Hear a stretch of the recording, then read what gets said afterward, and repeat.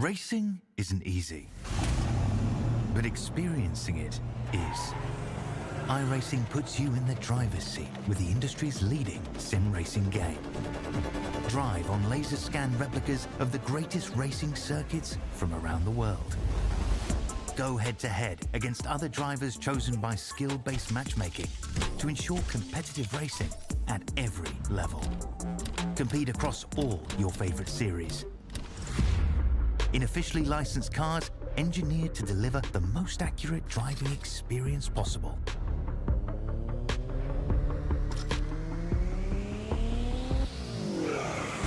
Join a race or host your own with players from across the globe. Race against the computer or in a league with friends. Feel the thrill behind the wheel. Visit iRacing.com.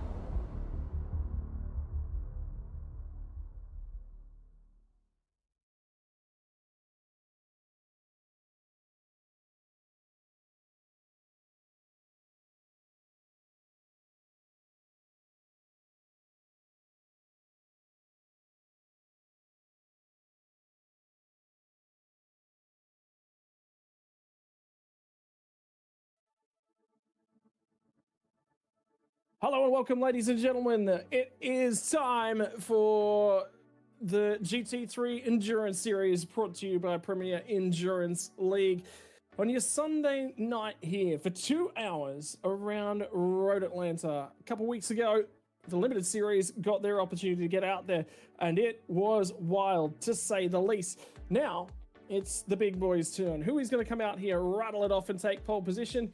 Well, it's actually going to be a small amount of a surprise because there's been some pace this week, as usual, from the front too, but it's the couple guys that have been going with them, and it's going to be an interesting race. I have a sneaking suspicion. So for 2 hours and standing atop the pile at the end of qualifying, Zach Rattray White manages to nick one in the Mustang over teammate Damon Woods. Dean Mackay has managed to come away in third. That's going to be your top three, but we'll get through the entirety of the qualifying results here shortly. A couple new entries to the series as well, which we'll also get an opportunity to talk about. But good news, Pete Baxter, is it is time to go racing at Road Atlanta. And like we said 2 weeks ago, this was on for a brilliant race back then.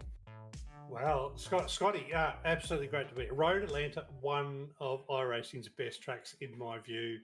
And I think I've said this to you before.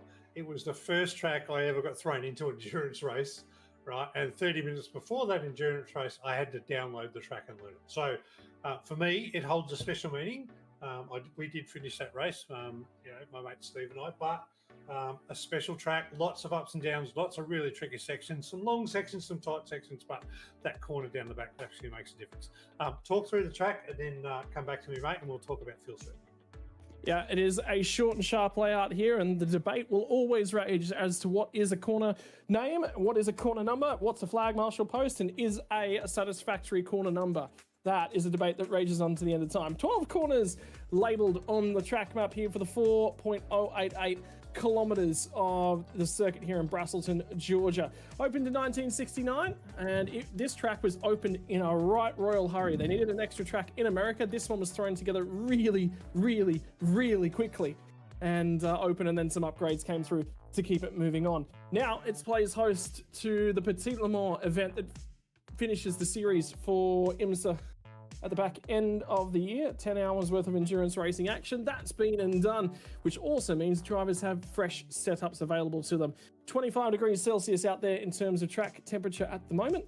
And this is what we're getting in. It's challenging through turn one, long and loaded, up and across the crest. At two, try and pick your braking point and your turn-in point for three. Really blind up and across the hill at three. Turn four down the hill, S's, you will have to manage a micro left through there to keep the rear end of the car underneath you. The S's miss the line on the current tyre model, and you are in trouble. Up and over the curbs at five as well. 6 and 7 uphill, and then it's down the back straight all the way down to 10A and 10B, probably the premium overtaking opportunity of the night. Managing the track is crucial. Lap times just under a 1:20 as well. In qualifying trim, right into the 1:16s. It is a very, very tight lap, quick as well, and it's rapid fire off. And Pete, the other thing is, as we get our way into this one, fuel limit tonight, 55%. What are we looking at in terms of the strategy? Oh, look, I think was, if I remember rightly, it was 45% for the limited race and 55%. It's quite a small tank. So we're looking at 3-4 fuel stops tonight. And essentially, I'm just trying to crunch those numbers because I haven't got them because of what's happened for me this afternoon. But I'm going to get to those numbers. I think, Scotty, we're going to do lots of fuel tanks. But essentially, safety cars is a pit stop. And then what I'm going to do is, within a few minutes, I'm going to be able to give you a critical time that is going to be for the pit stop. And that critical time for the last race that we saw here was 23 minutes. And when I say 23 minutes, Scotty, that was absolute full tank to absolute zero tank, right? So that doesn't include that extra lap you might need if the lead is at the wrong sort of time sync for you. And we saw in the limited race that, you know, I think there was about 5 cars ran out of fuel on that race. So I've got to come back to you with that time, make sure that that's absolutely spot on, because I think we're in for a blinder tonight. Multiple pit stops. It's keep fueling and throwing tyres at the cars until the point where you actually had that critical fuel stop. It ain't limited on tyres. You can either throw tyres and take the cold laps or keep tyres on for an extra session, double stint them and keep them warm.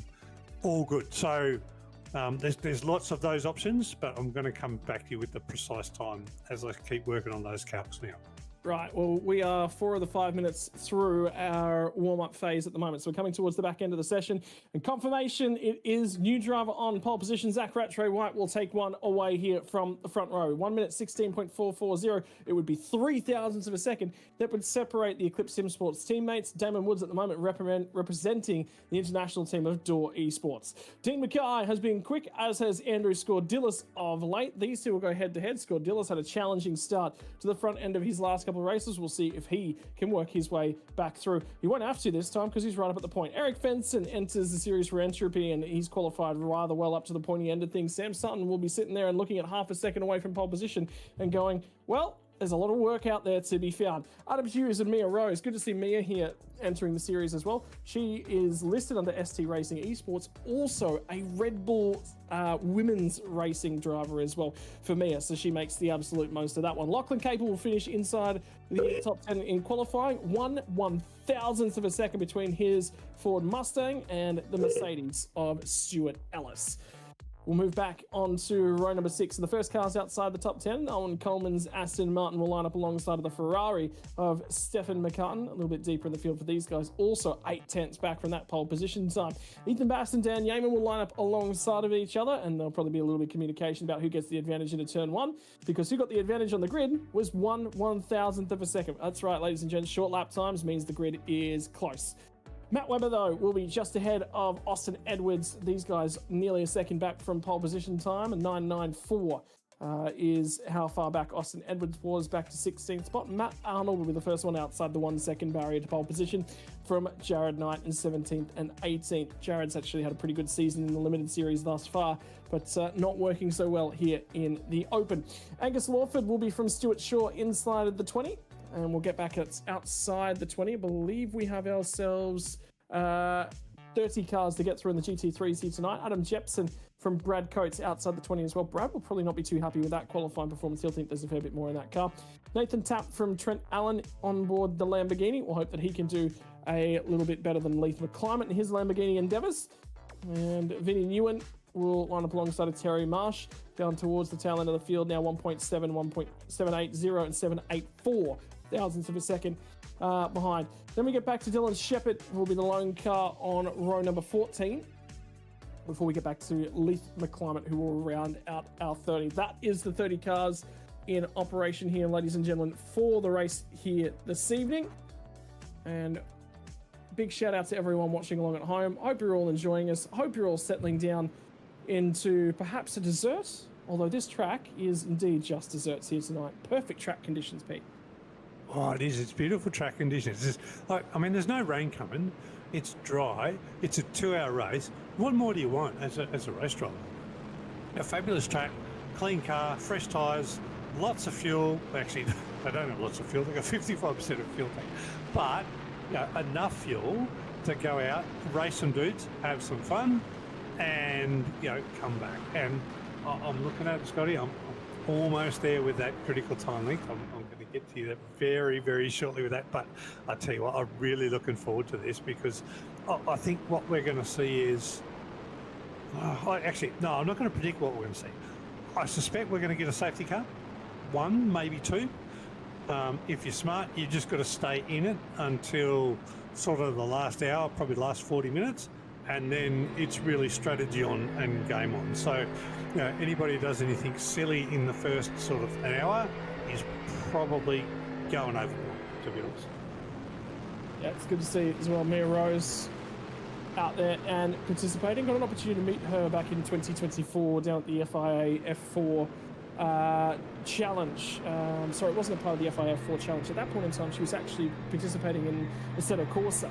It was good to chat to her about all things, and since then I've been keeping in touch with her and how things have been going. She actually got to be part of a Women in Motorsport event, particularly for high-level sim racing women in the last year as well. Ended up over in Britain to go and participate and be a part of that trip. So it was really, really good to hear about. She is punching above her weight in terms of the international realm as well. So she's been one of the biggest parts of international female motorsport, which is awesome to hear that there is an Aussie at the top end of things. Righto, we're going to form our way up into our 2x2 formation.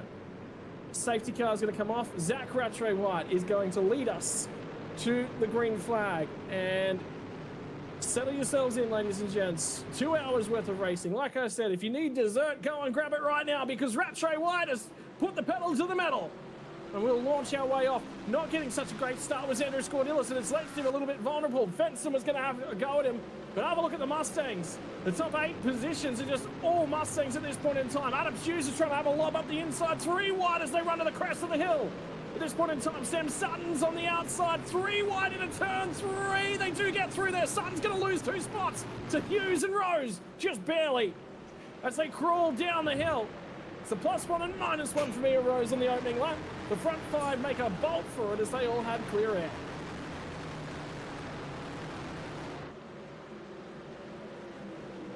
Yeah, Scotty, it's absolutely great to see all of these cars come together. But I'll tell you what, this is none about what I said. Just settle in for this for 90-odd minutes and then work out the last straight. These guys are into it. There's already guys coming at contacting out of that hairpin down the end. It's on for young and old. Nobody's giving anything a go. So let's go. Lap 1 of a scheduled approximately 90 or so, based upon how quickly we get through this one and whether or not there's safety car interventions at the moment. I can tell you Dan Yeaman is defending from Owen Coleman into the chicane. A little bit deeper in the field, didn't get drive out the other side. And he will have to go the long way around. Doesn't work out for him coming out of the final corner. Vice versa, the Aston Martin's in the field as well.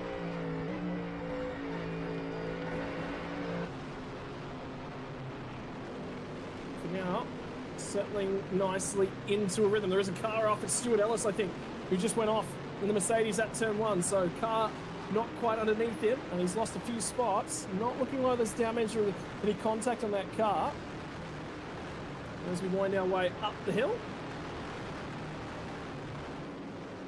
So Scotty, I've got a question for you, mate. Yep. I said, we've seen Damon Woods absolutely dominate so far in the Open Series.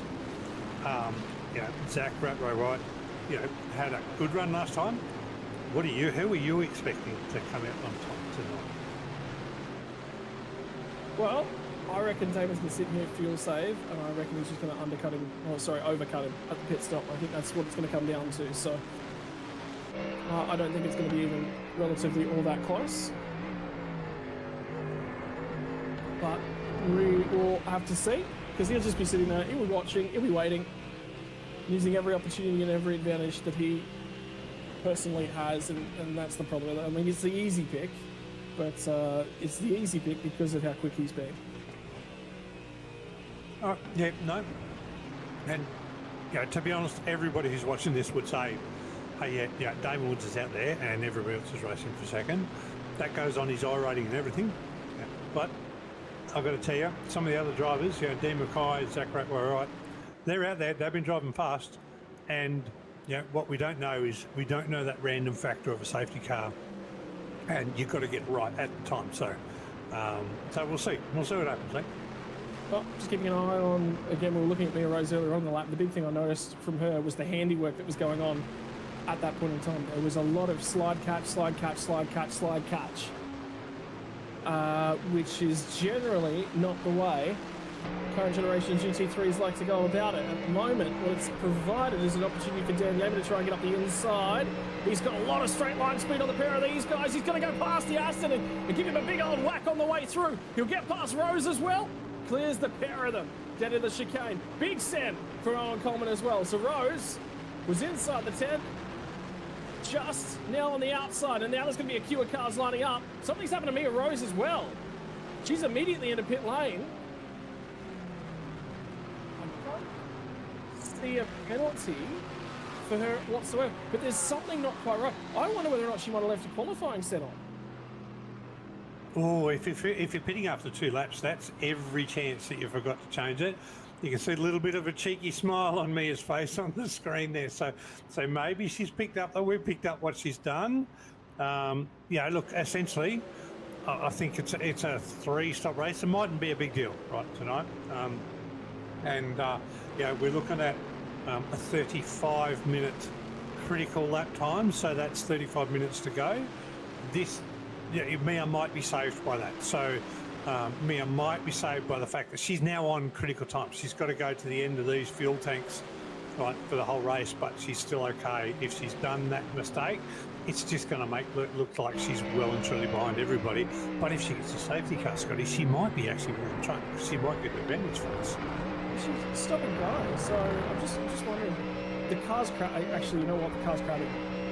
I just went and had a look at it. On board, so the reason for that pit stop was damage related. Yeah, the car's absolutely got a little bit of left, right hand down. That's why she was catch, slide, catch, slide, catch, slide. So that makes a lot more sense. Yeah, the car was crowded. That explains all the wheel work that I was talking about.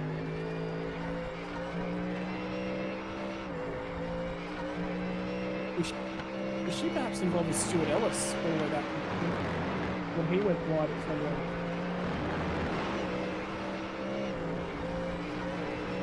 So, oh, up and over the curves. Yeah, that'll do it. Have a look at the front right tyre on that one. Oh yeah, the front right's pointing well and truly right. So it's all over the place. Yeah, that's a fast repeat use. Now, hopefully she's changed the tyres, filled the fuel up. Might while she's there, you might as well make use of it. It's like I said, you're not out of it.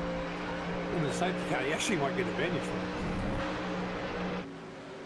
Yeah, well, to put her a little bit off sequence, we'll keep track with that story as it progresses for now.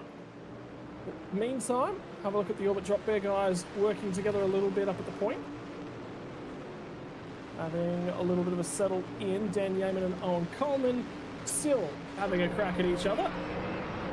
And the Mustang of Yeaman will again manage to hang on to this one. But this will be an interesting story to keep an eye on. Cheeky smile from the man who's nicknamed Grumpy Cat over in the Orbit Drop Bear stable. And that came from some commentary work that we did, actually, by the way, I believe. Actually, sorry, it might not have been you that was there at that point in time. But no, I don't think I was involved in Grumpy Cat.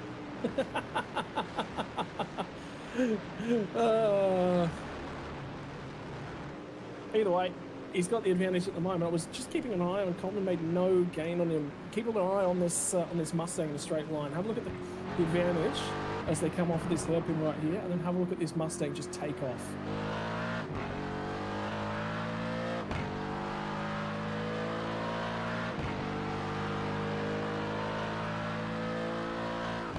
That's a car in the draft, and the car ahead is pulling away. That's gives you a little bit of a statement as to how those cars are both performing. And that started with the overtake, the double overtake a couple laps ago. Gee whiz, Owen Coleman's good on the brakes. Gained it all back.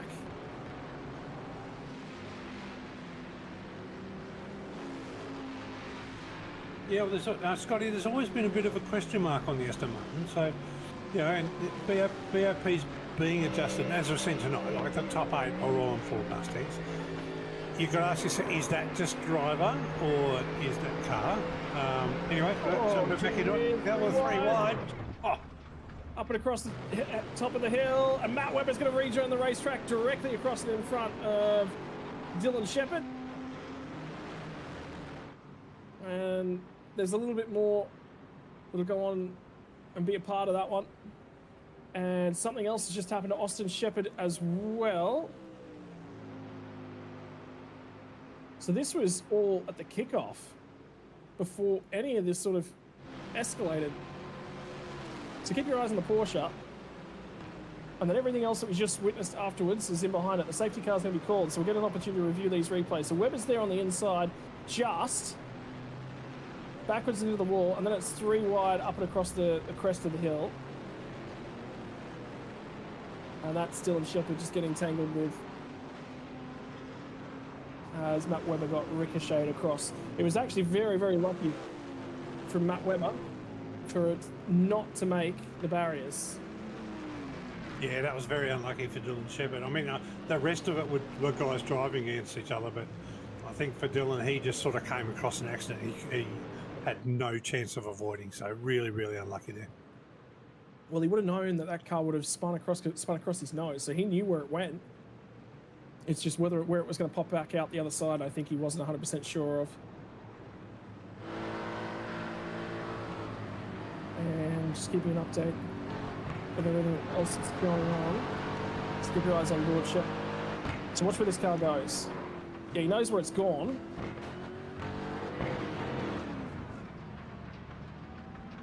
The only thing that goes through my mind is self-preservation. And Shepherd would have known that car was going to have to rejoin somewhere. Always difficult when you're racing, Scott, is. Am I going to get through here? Am I going to get through here? Oh, no, I'm not. Or do I just lift and put on the brakes and then get through and catch up later? Yeah, the red mist of driving, you and I both know that catches a lot of people out. The red mist of driving is push on, push on, push on. Oh, I'm going to take a chance, but bang, and that's what might have happened.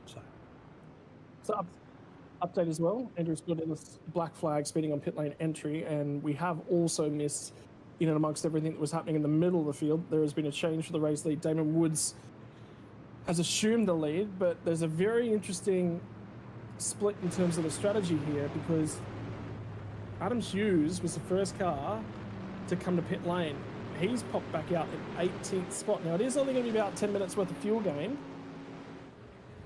And that was that one completed nice and easily. Dean Mackay was trying to shadow the pair of them and keep them honest. So that happened just before the safety car was called. Adam Hughes is the first car to come to pit lane and sits 18th. 10 minutes worth of fuel. Is that worthwhile jumping into pit lane? I would assume so.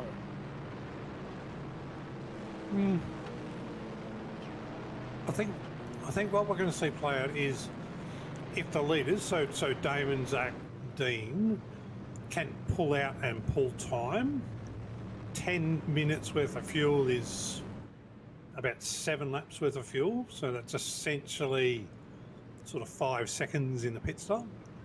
I think right now the leaders have got the advantage because they have the ability with clear track to pull out and go forward. Adam Hughes in traffic, if he's got speed, he's going to be held up by traffic. So maybe not yet. That's an advantage. I think if for that to be an advantage, there needs to be another safety car in the race. And, you know, I mean, we've seen this before, Scotty. We don't know if there's going to be a safety car, right? So great risk. And, you know, if you're not fighting in the top 3, you might as well do something different to get there, right? Because if you do the same as the leaders, you're never going to get there because you know, you and I both know, you know, the leaders in this race, they're too fast. You're not just going to catch them if you do the same as them. So to catch them out, you've got to try something different. So good on Adam, good on Stefan, good on Mia. She's up there as well. Stu Shaw, Trent Allen, every one of those. Yeah, they're all names that have been pretty high-profile names in not this league. Other leagues you and I have both been involved in, so they're taking a risk. They're getting out there. They're going on a limb, and it may change the fuel strategy at that last pit stop that we talked about with 35 minutes to go. And if it does, then they're going to get advantage from right now. it's just a matter of staying there and see how they go. Well, for now, ladies and gents, we are going to settle down and get ourselves ready for another restart. This is Dylan Shepherd, currently catching back up with field damage on his car. Sorry, he's actually just taken a wave by, so he has just moved back to onto the lead lap. So a fair bit of damage repair to the front end of the Aston Martin. Safety car has now pulled away, and we will be going green flag at the back end of this lap. So ready for a restart.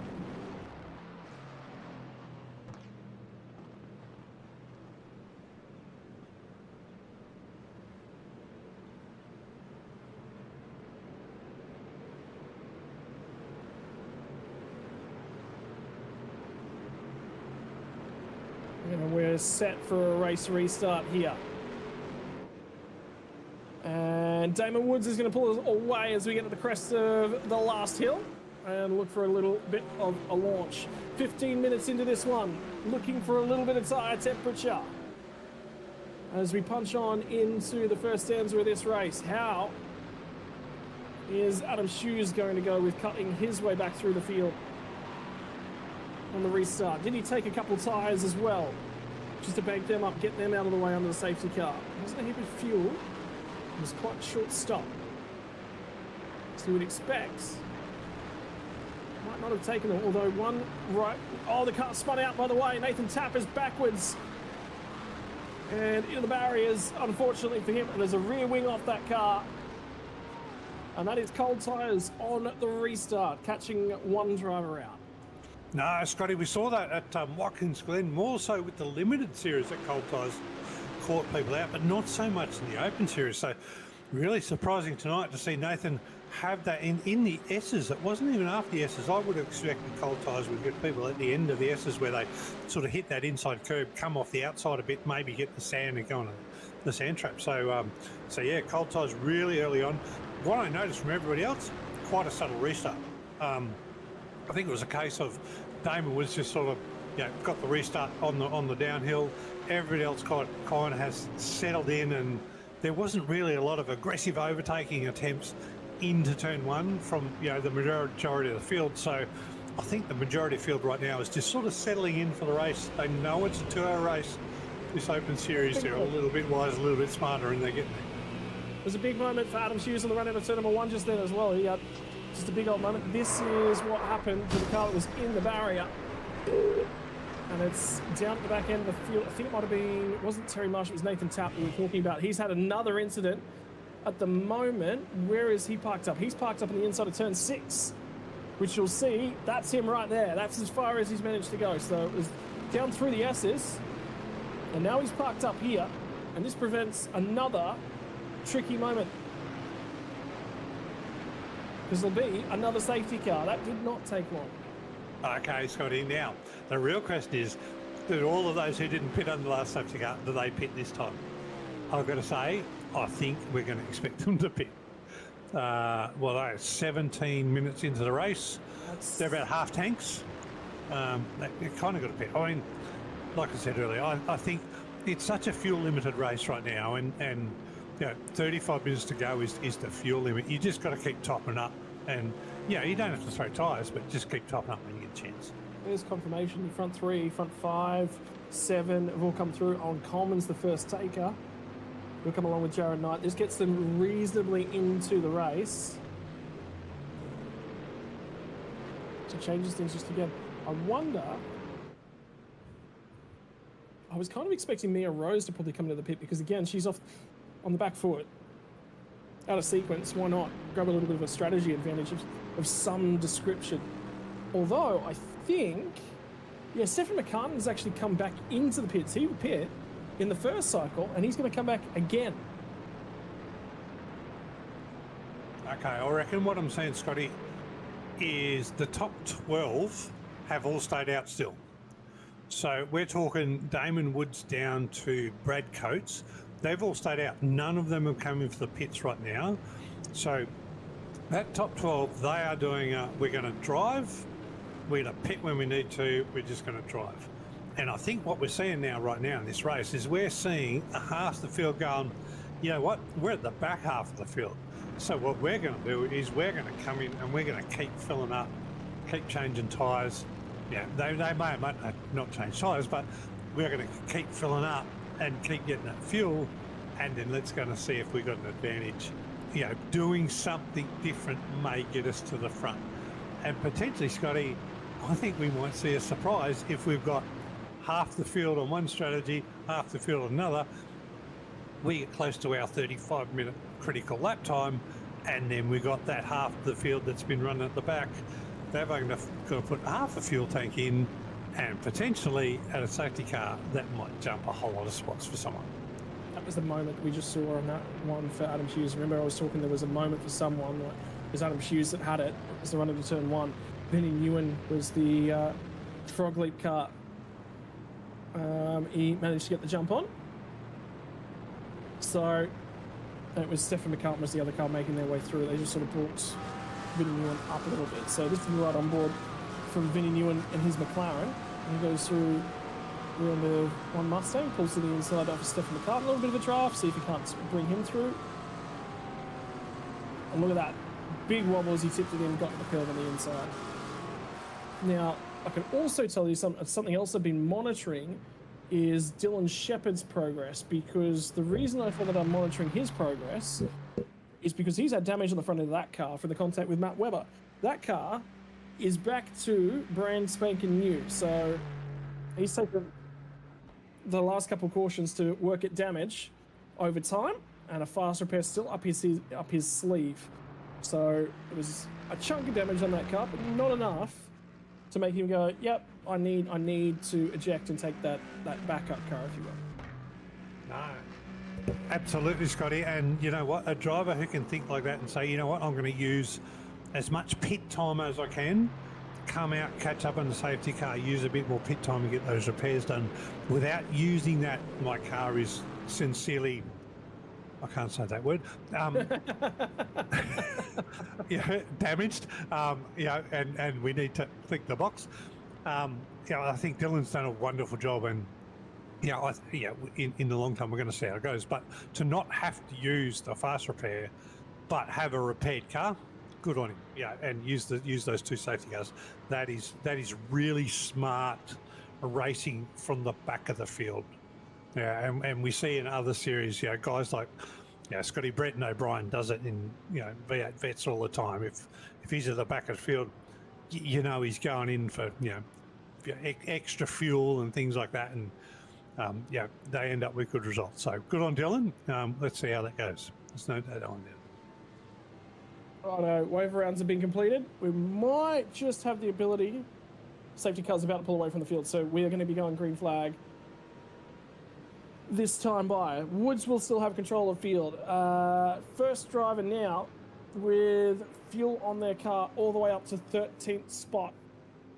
Sits in behind Brad Coates. No weaving after the safety car has pulled away from the field. We're getting set for another race restart here in the forests of Georgia. And this is a great shot because it just gives you a little bit of a sense of the change in altitude of this place, and there is a lot of it in a short, compact racetrack. Absolutely. Now, Scotty, next time we have a safety car, and I'm sure we will, remind me about the no weaving, and I want to talk to everybody about what changed from the last round and what we found and what we learned. So back to you for the restart. There is something to just make sure everybody knows. And field has been released from Damon Woods. He's going to have an absolute crack at these guys and try and pull away. They are corked up at the back as he held them for such a long period of time. Whoever's gotten into it, I think it was one of the IITT cars. It's Terry Marsh who's ended up in the barriers. But there's another rear wing gone tumbling on the racetrack off a Mustang. And that's all about where there was a cork in the bottle, and Stefan McCartan's going to get into Matt Webber. Matt Webber is a pinball tonight. He has been bashed around from pillar to post.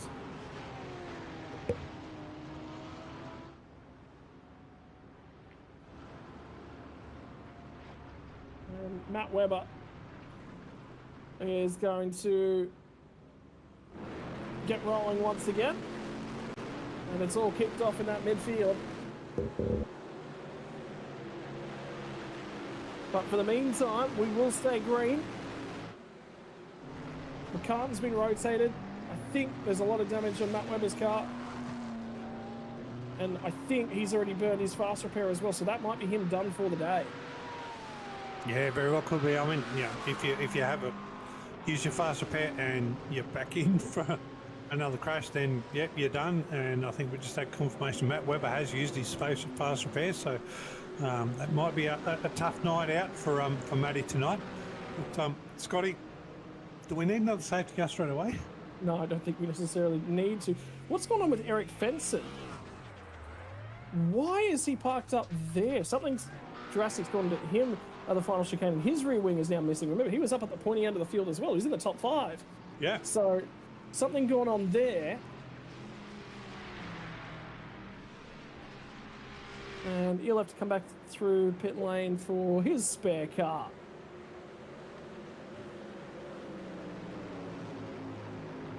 So, all right, let's talk about the race strategy. So right now, 1 minute 35 in, we've had a few safety cars. So extend that 35 minute to about 40 minutes for the first stop. I don't think it's going to stop. I think we're still going to need 3 stops to get in. Oh, there we go. That's Eric Fenson doing himself in, Scotty, having a spin and losing the back wing off the back of the thing and doing the right thing, sitting there waiting for all the cars to come past before he gets himself in the pit lane. Well, that takes him from the front of the field to the back of the field. Right, yeah, strategy chat. Where are we at? Pete, because on this one, we're at 15. We've started the 15th lap of the race, and there's a bunch of guys who've just recently pit on about the end of lap 11 with fuel. We are losing laps in the back end of this race at a whole host of knots at the moment. I think we might only get 88 or so out of this one as it stands. Yeah, I mean, the more safety cars the fuel laps are going to do, but at the end of the day, it doesn't matter how many safety cars we get at the start of the race. We've got 35 minutes. Remember, 35 minutes of green flag running from the 2 hour mark. So come back to 1 hour 25 into this race. That's the critical time for a pit stop. Now, you can come into that pit stop and you can have a full tank to put in, and that's going to take you 22 seconds. If you come in and you only need half of that, it's only going to take you 12, but you can't take tyres, right? So all of those guys, and we're looking at Adam Hughes currently P8, Mia Rose P10, already pitted. Adam lap 7, me on the first safety car, and we've got a number from Jared Knight down from P14 down that all pitted on the last safety car. They're all going to have less fuel on that last pit stop. So that's the thing. That's the game that we've got playing right now. But you still need track position, Scotty, at some stage in this race. This is Owen Coleman's car getting away from him into the fence heavily, and that will be his day just about done as well. And I've just seen Ethan Bass get absolutely blocked by Stuart Ellis, and then Stuart Ellis lifted on the straight and let his teammate through. I'm not happy with that. I think we need to go and have a look back at the entry to 10A and 10B on the last lap, because I'm filthy with this. Check this out. Watch this. Gets past, pulls over in front of Ethan Bass. Watch the block. Keep watching here.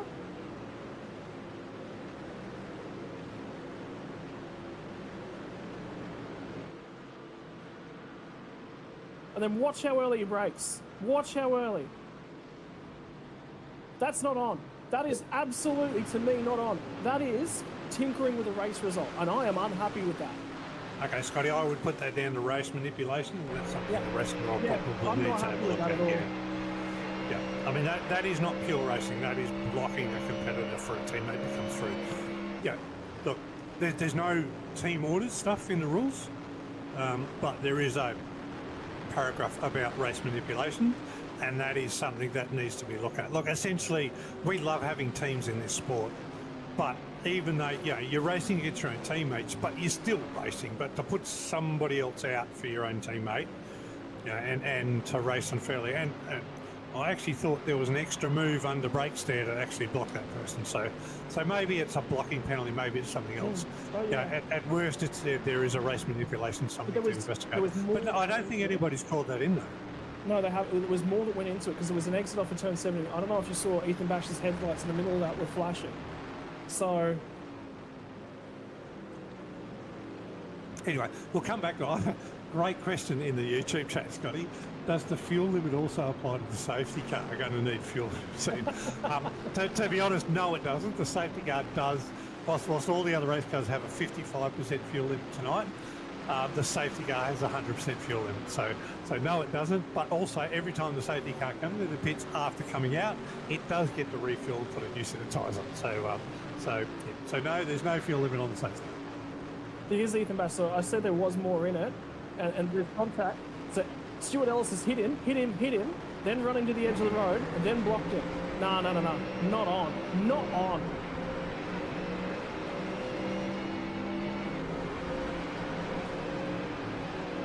Yeah, I think Stuart Ellis is in trouble here. And blocks him all the way to the edge of the road. I wonder, for me, there's probably more in that. Stuart doesn't do that off the calf, which makes me go, there's probably more in that we haven't seen as well. But the problem is we'd have to go digging for it. That's Owen Coleman rejoining the race, by the way. So he's not done for the day, but is, yeah, in a world of trouble. So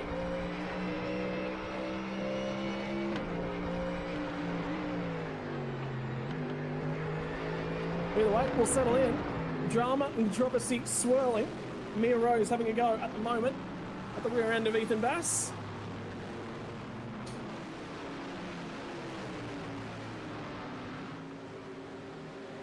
And there's been a 25-second penalty added to Matt Webber for contact with car 116, and that would be the entry to turn 1.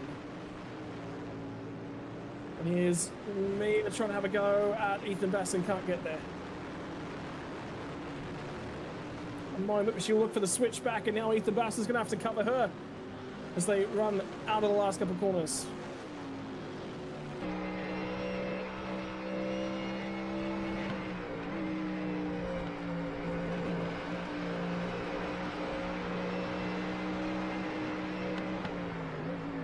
All right, she'll have her hands full up and across the crest of the hill.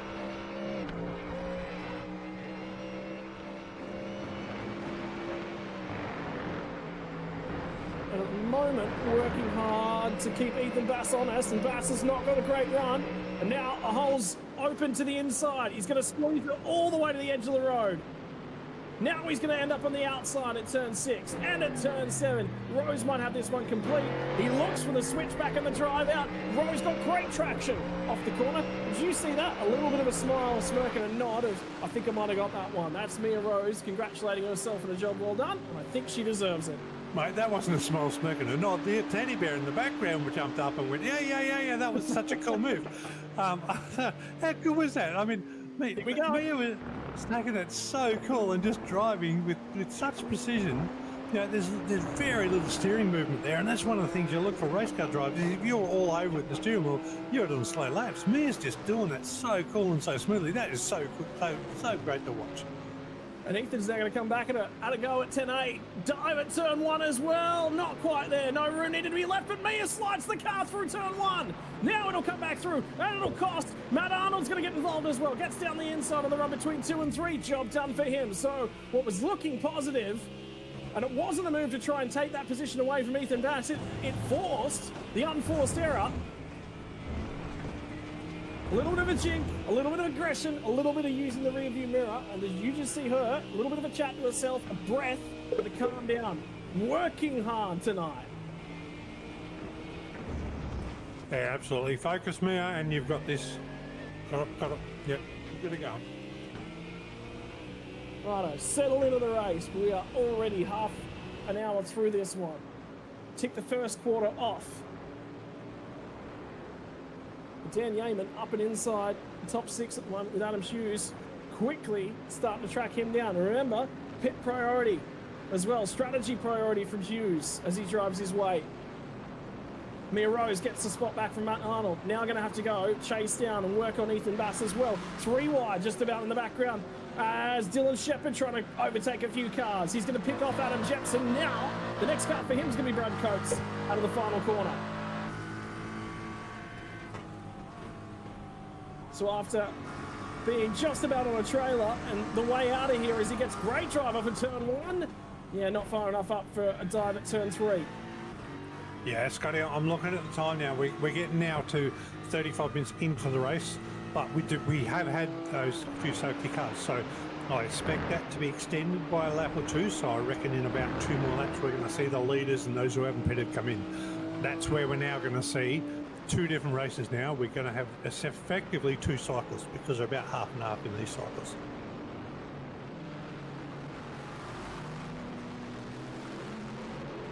Right, I'm just listening in. Some more penalties being handed out, which we'll get an update on in just a few moments. Jared Knight at the moment sitting in 14th spot. He's just got that job done on Adam Jepson. Agus Lawford's looking to try and have a go as well. And in behind these guys is Andrew Scourdillis, who qualified extremely well.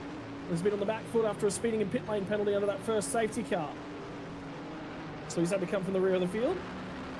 Spot picked off for Lawford. He picks off Jepson. And now Scourdillis is going to be the next one who gets there and gets into the rear bar and will rotate him. So Jepson is now skating backwards outside of the final corner. Just finds the fence on the rear end of that car. I think he'll be okay. I think Adam was very lucky he didn't hit that wall much harder because that rear wing stayed on, so that might be okay. It might just be a little bit of scratch and away he goes.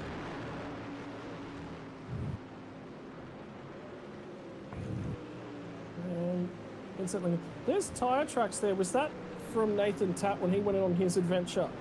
Well, Nathan's just gone on another adventure just recently, so maybe that's what the tyre tracks are from. So this is Jepson gets dived at 10A, that's 10B there, and then it's up and out the other side, and a little bit of a tap in the bar. So Adam Jepson will try and keep going at this one, but it'll be with a little bit of damage on the rear end and a bit of a slide and unhappy car. Righto, starting to get closer and closer and closer to pit window time.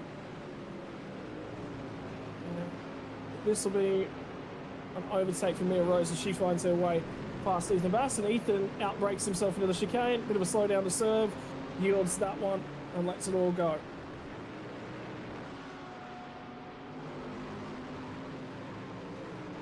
A few drivers up and down the field. And so Matt Webber's now done for the day. Has left the server and steps aside.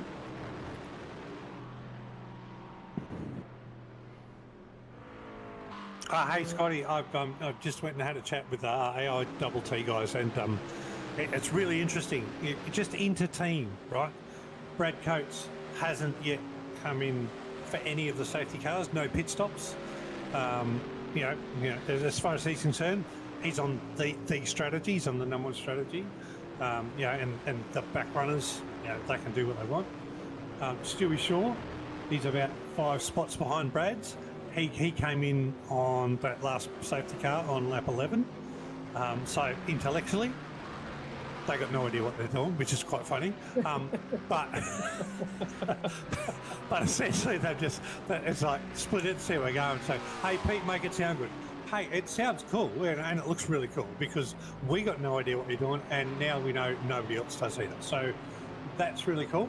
And the fact that they've split it up, but so close together on racetrack, is even better because we can now see and we'll watch how the 2 strategies come across. So good on them for trying something different. I think it's lovely. Yeah. And a few penalties I can tell you have come and gone. So Nathan Tapp, my apologies, received a 10-second penalty for not holding his brakes earlier on. That was all the way back on lap 10. Incident. Terry Marsh picked up a penalty, no penalties. Matt Webber picked up a 15-second penalty for contact with Stefan McCartan. Andrew Scourdillis has received a penalty for that rotating Adam Jepson as well. 15-second time penalty has been associated with him. Stewart's still looking at the incident on lap number 16 for car number 219, which was Ethan Bass. And at this point in time, front 3 cars are all coming to pit lane. There goes Sam Sutton as well. I think Dan Yeaman shot through. He was on a bit of a fuel save. That explains his pace not being quite as quick as the others. And he will shoot through to the race lead. Adam Hughes running his rear bumper.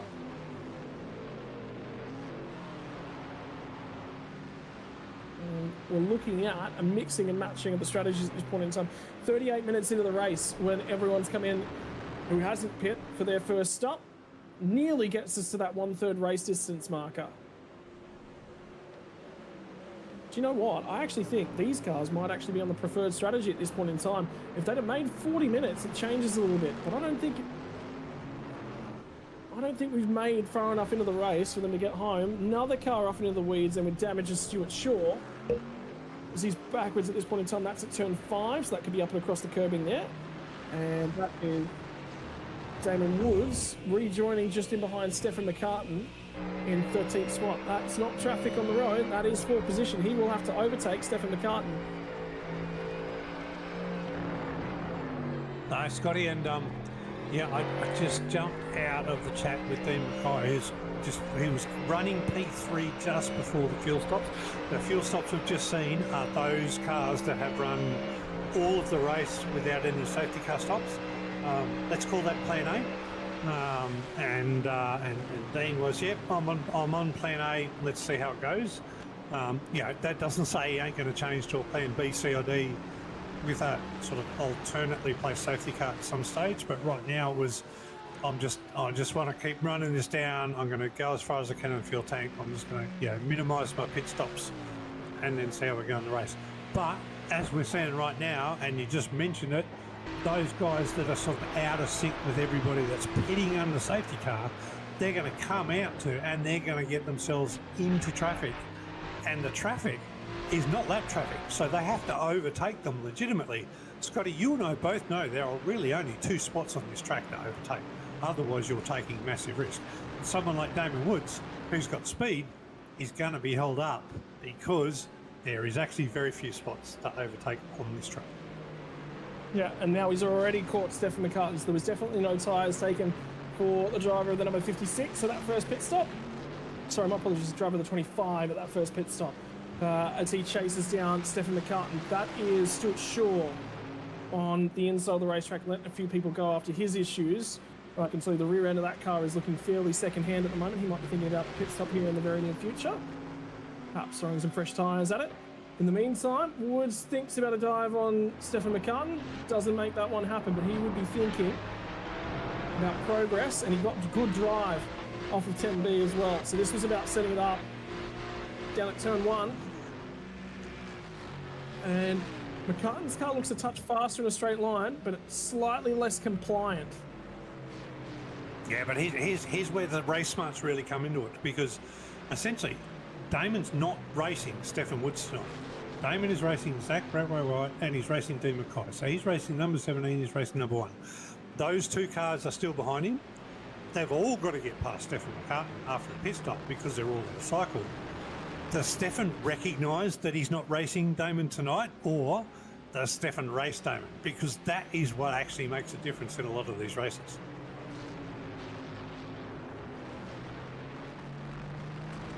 Well, at the moment, McCartan's got the advantage, and he's managed to back Damon Woods up a little bit, and Zach Rattray-White. Dean Mackay is making a little bit of advantage in the middle of all this as well. So we'll see if Mackay is able to drive up to these guys whilst they're caught up just a little bit here. Now a little bit of drive in a straight line. And he's going to try and pull alongside of Stefan McCartan on the entry to 10A. Gets down the inside of the chicane. Not complete on the pass. He'll have to go the long way around, but he will complete it out the other side. Traction. Job done for him. What is Rattray-White able to do with the compromised exit of the Ferrari? Not able to get there. He'll look for the run off of the final corner. And he will get to the inside now of Stefan McCartan on the way to turn 1, but the Ferrari's being good. He'll get an elbow off for his troubles. And if you remember all the way back to Watkins Glen, he was getting involved in a few bits and pieces. But I don't think he needed to for Stefan McCartan, but there was an elbow there from Rattray-White, and that might earn him a penalty.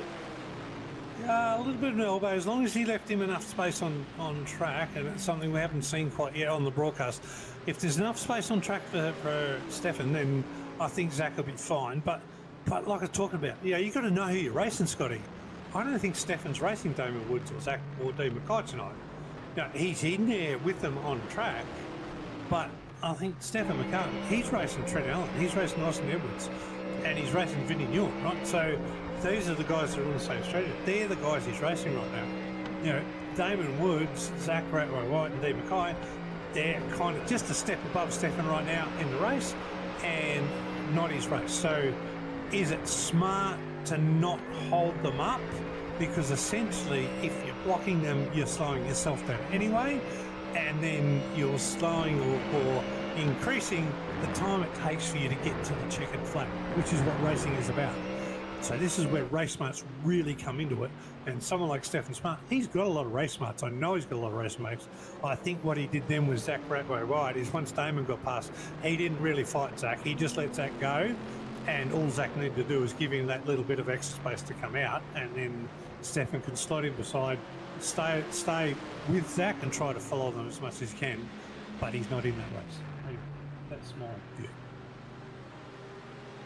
So, update. Remember we were talking about the issue with Stuart Ellis and Ethan Bass from a couple laps ago? Update for contact, I believe it turns 7 with Ethan Bass and running him wide, has netted 10-second time penalty for Stuart Ellis. Additionally, and put on the record, a warning for car 73 for unsportsmanlike behaviour as well. Oh, there you go. I don't recall somebody actually reported it. So Scotty, maybe they're listening to us. I've never heard a race control that's listened to a broadcast before, but no, look, it's been picked up, it's been covered, and it's been acted on by race. I think a warning is spot on right now. It's not massive. I've seen other race manipulations that look well and truly beyond that.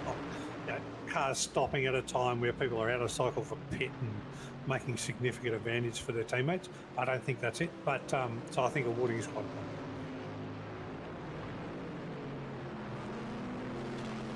Well, either way, Angus Lawford at the moment, starting to back up Jared Knight just a little bit. Scott Dillis has driven back through to the rear end of these guys as well.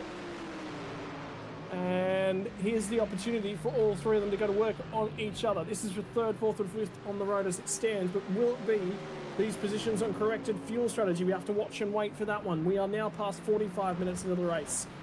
So beyond 1/3 race distance and a little bit of a wiggle as he got into 10A. Jared Knight gets into the bar. They both go wide as they both overshoot. And Scott Dillis is going to sneak through on the pair of them. He'll probably disappear in the sunset now as well. Yeah, Scotty, so essentially we're looking at about lap 36 for the bulk of those that pitted on the last safety car. I think we've got a few drivers, like Adam Hughes pitted on lap 7, so we're looking at about lap 32 for Adam to pit if he goes long and there's no other safety car. Lap 36, most of those that are in sort of P2 to P6 at the moment, so that's Dylan Shippert down to Trent Allen. They'll come in about 36. And then we'll see Damon Woods back out the front. How that's going to cycle through the end, I think we're going to really see sort of half tank, no tyres versus full tank tyres at about that critical lap time. That will shape this race. So another safety car, Scotty, that will mix it up completely. And I've got to tell you, that's not something I'm even going to try and predict. Stephen McCartan's gotten involved in something else. There might even be more contact for him. It's at turn one with Dean Mackay. So check this out, down on the run into turn 1, he's on the shallow line. Yeah, that one's gonna be 50-50. I did see him back at the hill. Yeah, the reason I say there's more, I saw him backwards at turn 2, 3, but that was due to the tyres just being a little bit cooked and there being grass on the tyres. You watch the rejoin here. Yeah, that's where I caught him. I showed him just up at the crest of the hill. So update for Zach Ratway-White is that he's picked up a 5-second penalty for his contact with Stefan McCartan. That's a big penalty because Zach's right up with Damon Woods right now. And essentially for Dean Mackay, who was just over, he's 5.4 seconds behind Zach Ratway, right? So for Dean Mackay, that's something that's got to be on his mind. He's now only 0.4 seconds, and he doesn't have to overtake a car. He's only got to get within the time to go from effective, what I think is effective P3 to P2. So that's actually a really, really big penalty for Zach. What do you reckon, Sven? I think it's about appropriate. There was a little bit of contact in it. And the issue is obviously Stefan's got to be cognizant of what's going on. But the other, he's fighting effectively. He's trying to protect potentially a fuel strategy race for Adam Hughes. And well, at the end of the day, he's racing for his position on the racetrack at the same time. So, I don't know. The tricky part for me with Stefan is I'm just sitting there and watching the amount of incidents he's been caught up in over the last few rounds and going, it's all well and good that you're showing up, but really all you're doing is, getting yourself tangled in a lot of stuff that you probably shouldn't be. Dan Yeaman's going to get to his inside as they run down the bottom of 10A and 10B. Alongside at A, will drive it around the outside at 10B if he can. And Ethan Bass is there to creep up on the pair of them as well, but try and go around the outside. Or is he going to back it off a little bit? They'll go side by side through the last corner. This takes bravery. McCartan's car still unsettled, and he will go for a ride through the grass. And we'll see if he holds Stuart Ellis up. I almost expect him to throw the parachute out the window and let Stuart Ellis go by the way this is going. Yeah, possibly. I mean, going back to the penalty that Zach's got, the only thing I can say is if Zach didn't leave him a car with the space on the outside, because Zach did come on the inside from turn one, if he didn't leave him a car space and that made, that made Stefan sort of touch the grass, then bang, yeah, that's a dead set 5-7 penalty. Whether they're, because they are racing for position, even though you and I have talked about them out of sync and safety car, but they're racing for position on the track. So that's my view. You've still, if you're going to overtake a car, you're still going to let the car stay on the track. And if Zach sort of squeezed him to the point where he didn't have a car width from track one, then yeah, fair 5-second penalty in mind. OPR have had the bulldozer out tonight. His name's Stefan McCartan, getting in and the elbows out with the other drivers from any other team. And provided you're an OPR car, you get a free pass past the gate to let you into the car park, is the way that I'm feeling about it at the moment. Capel's going to get down the inside, get the job done at turn one. So he will get the job done on Adam Hughes and start to skate on up the road. Dylan Shepherd's just been through the pit lane. I think everyone's going through the pit lane for their second stops at this point in time. And Shepherd's going to get the elbows out. And now Dan Yeaman's actually in a little bit of trouble. So he goes side by side with Stuart Ellis. Yeah, what we're saying, Scott, is we're seeing those that pitted under the last of the safety cars. They're either this lap or next lap, they are due in. That's about the fuel tank length. So they're going to come in, and then I don't know whether calling Damon the effective race leader is the right thing to do, because we just got to get to that 35-minute point, and the safety car versus hit cycle has got to sort of normalise itself out. So it's really hard to say who's an effective leader right now.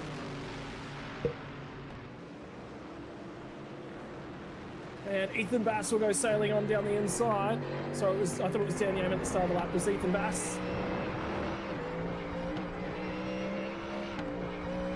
who will pick the spots off. That was Dylan Shepherd on cold tyres. We'll be letting the pair of them through as he's having issues getting those up to temperature.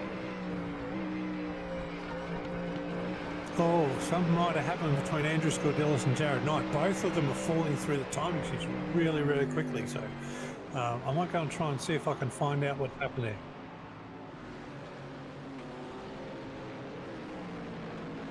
This is Scordelis, I think, coming out of the pits as well. And I think he might be on cold tyres at the moment as well. And Stefan McCartan will dive into the pit lane. Alrighty, so the last of the people that pitted on the safety car is Trent Allen, currently P3, but pit stop due. It has to be this lap. I expect him coming. There we go. So, yeah, speaking on cycle, Trent's in. And yeah, he's going to come out and probably looking at coming out around about where it's definitely about 20 seconds. So yeah, probably about 19th or 20th. So for Trent. Something's just happened to Andrew Scorgillis. He's backwards at the apex of turn 5. And I think that's as a result of... He's done it all on his own. He's in a bad spot. He's managed to get it offline at least. So this is him rejoining. He's on cold tyres. Safety car will get deployed as a result of this one. And you can see why. Oh, Scotty, that's strange. Cold tyres. That's cold tyres. No, that's something else. That's got to be more than cold tyres. Can we watch that again? Can we watch that again? That's On board shot? yeah, no, I can't. That is a real snap to the right. So for me, there's something more than just cold tyres for that, Scotty.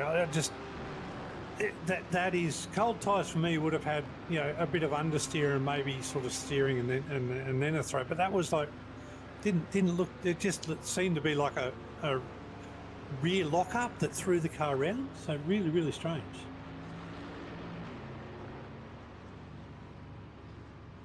Well, we're going to replay here in just a few moments. In the meantime, well, there it is right on cue. How's that for a little bit of setting up?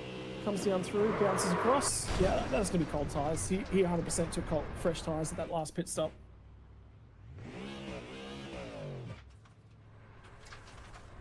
Yeah, wow. Just, yeah. Yep, and here we go. So, Scotty, we've got Angus Lawford stayed out. Jared Knight looks like he stayed out. Austin Edwards stayed out, and Dean Mackay looks to be our effective leader out of all of this cycle. So Dean's had, oh, there we go. Dean Mackay has come in. He's at a 13.9 second stop. Damon Woods 21.2. So that's tyres. No, it looks like, yeah, absolutely. I think the difference is Dean's come in fuel only, no tyres. Just about everybody else. No, Sam Sutton has come in fuel only, no tyres. But Damon Woods, Jared Knight, Zach Brett were right. All have taken tyres, and that 10 seconds has made a difference. Obviously, they're going to get that back under safety car, but yeah, track position for Dean Mackay out of that one.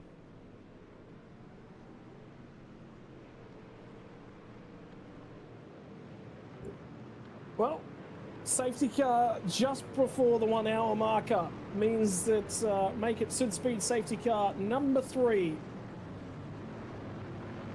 To this point from Road Atlanta. It's been tricky. It's been difficult to keep the rear tyres underneath some of these cars, particularly on cold tyre restarts.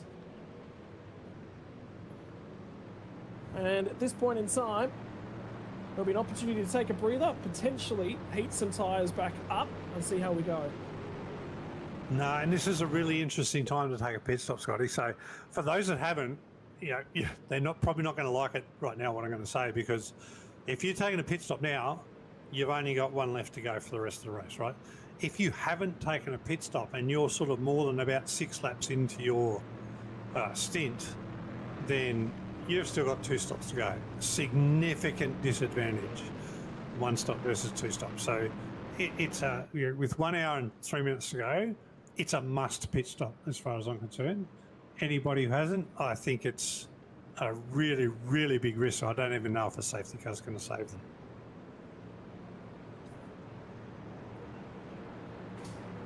So, for the meantime, Dean Mackay is on older tyres. He will launch them and fire them up very quickly on this next restart. Angus Lawford has managed to get his way through to the front at this point in time with a little bit of strategy. He only pit a couple laps earlier, so strategy's playing itself out a little bit of different ways at a whole bunch of different points in time just prior to the hour mark.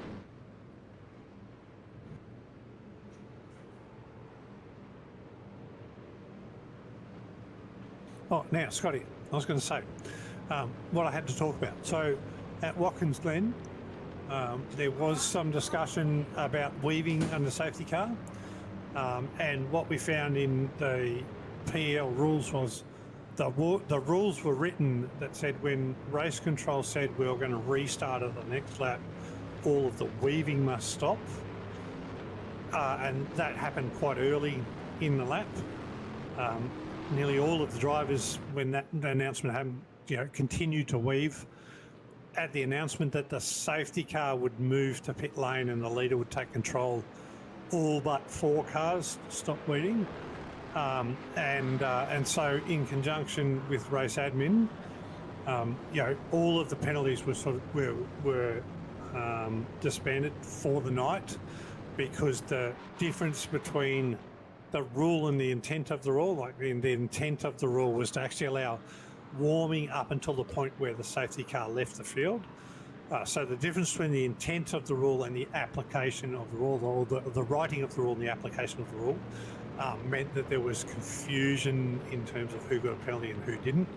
So all of the penalties for weaving on the safety car in the last round were null and void, so nobody got a penalty for it. But it's been made clear now, even you can weave up until the point that the safety car is called to pit lane. The point that the safety car is called to pit lane, everybody in the field stops weaving. The leader takes control at 80 kilometres an hour, which is that point that we've just seen right now on the broadcast. Everybody needs to stop weaving. Leader takes control, and then we restart the race after the pit lanes. The safety car is in pit lane. So a little bit of clarity, and to be honest, that review was a result of a protest, and having been involved in that, my point to the admin and anybody else involved in racing, that's exactly what a protest system is for. Hey, I've been pinged for this. Looks a little bit inconsistent with the rules and things. You have a look at the whole picture and you go, actually, no, it's all not right. Let's make it all a little bit better. So kudos to the league for allowing us to have that system in place. And I think everybody's got it now. Back to you, Scotty. Race about to kick off. Race restart here for the SUDSPEED GT3 Open Series on behalf of Premier Endurance League as well. Here we go. A little bit of tyre warming on the run down to turn number 1. As we ride on board of Adam Hughes. Who's going to be able to get through on this one? Hughes also fuel only at that last pit stop, because he took tyres a little bit earlier on in the night. And for Dean Mackay, he's had a little bit of a getaway as the guys behind him are on colder tyres and trying to bring them up to temperature. Hughes will have warmer tyres as well. Is this an opportunity for him to get aggressive?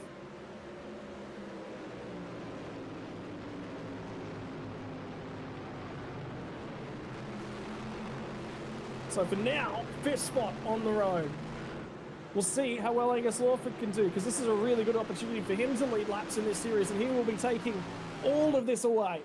Every opportunity. Mackay immediately pulls alongside. He'll start to try and get aggressive. We'll see if he can clear him on the run down to 10A, and in fact, Lawford doesn't fight it too much. Rolls out just a little bit. He's looking to make sure that he can keep on with his night from what is great track position at Road Atlanta. Track position that is often very difficult to come by. Yeah, we've talked about this already, Scotty. There's only a couple of overtaking spots, like genuine overtaking spots, without forcing the point and sending people off track.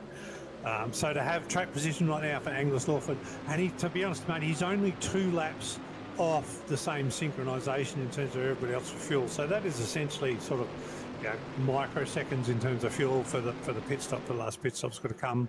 And with only the extra 2 laps, I think he's well within the window for a 1 stop. So that's great move from Angus Lawford to get up there. And Adam Hughes has a huge moment out for Nova turn 5. Jumps it as he went rally crossing. I don't think Ford made a rally car. How about Austin Edwards as well, who's come from the rear of the field a lap down? He sits 7th on the road at this point in time. 3 safety cars will do that. It'll create opportunities. And create opportunities it has. That's the moment. Adam Hughes, it didn't look compliant at the turn into turn 5, and then he's just chasing it the whole way out the other side. Trent Allen is driving a Lamborghini, and that comes with risks. And here's another one of those. Yeah, Lamborghini's a bit heavy in the back end, and cold tyres, push it too hard, brake a little bit late, and Lamborghini does push things. Is that fair to say? Well, if it's any help to the one Porsche in the field out there tonight, he's doing a great job. After he did do Porsche things, and he recovered. So for Austin Edwards, you have a real undying love and support for being on board of that Porsche. Damon Woods is starting to apply pressure now to Angus Lawford. This will be an interesting little period as well. What can Dean Mackay do with hot rubber here? Can he find some time, or will be fresher up, make some headway? Because at some point in time, he's probably going to put cold tyres on. That is Dylan Shepherd in the background that's going for a wild ride. So that makes 2 OPR cars in 2 laps, and Mia Rose will find the fence. Fast repair already done. That car will be done for the day. Oh, that's unfortunate for Mia. She was sort of off cycle and then on cycle, and now that's happened. But I don't know. Can we go back? Was that a self-induced fault, or was there a bit of contact coming out of that corner? That's one of those corners where if you hit the curb and hit it wrong, and then touch a bit of the dirt, then yeah, the car spins and gets into that kind of accident, and yeah, it can ruin your night. And yeah, Mia was great to watch. I think she was driving absolutely fantastically. But let's have a look. So coming out of the S's, a little bit right. Yeah, just a little bit too much. Touches the dirt and just upsets the car. Yep. Yeah, didn't cut back on the track, touches the grass, and then self-induced accident. A little bit too fast. Anyway, that's it. Mia was having a great night up until then. That is Premier Endurance League, Scotty. You know, you've got to be able to drive these cars for 2 hours without making mistakes, and 2 hours is not a short amount of time to be able to drive a race car fast the whole time. Yes, as Damon Woods getting the job done on Angus Lawford. So he lines him up, has a crack. Now the next question will be, what does the pace look relative to Dean Mackay? Can he take time out of him? And to give you an update on that, he took 0.004 of a second out of him on last lap. So yes, he did take time, but it wasn't a lot. What is this lap going to look like, though? Dean Mackay has waited for an opportunity to get past these guys all day long. All season long, in fact. And now he is ahead of them. Mia will bring that car to the pit lane. But can he scoot off down the road? Oh, that's a challenge for Dean. Dean's always been fast, but we know Damon's been super fast. Here's the block from Shepherd. And remember, Shepherd and Capel had contact back at Silverstone. And it was the last lap of the day. And it ruins Lachlan Capel's finish.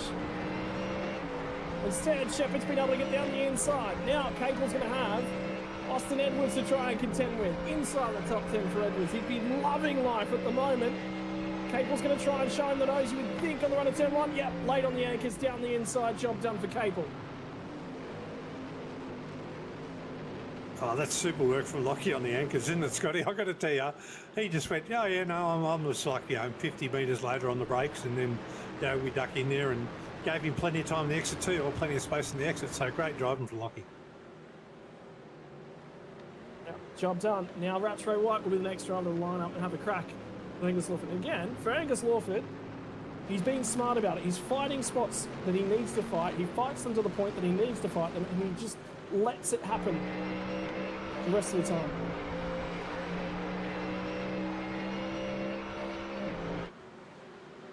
So for now, Lawford will pull to the side. He's on the podium for now, and I have a feeling Rattray White will make it down the inside, down the other end of the straightaway here. Yeah, job done. Again, Lawford just being smart. Recognises this is not one that he can defend from. Capel's going to have to defend from a Porsche.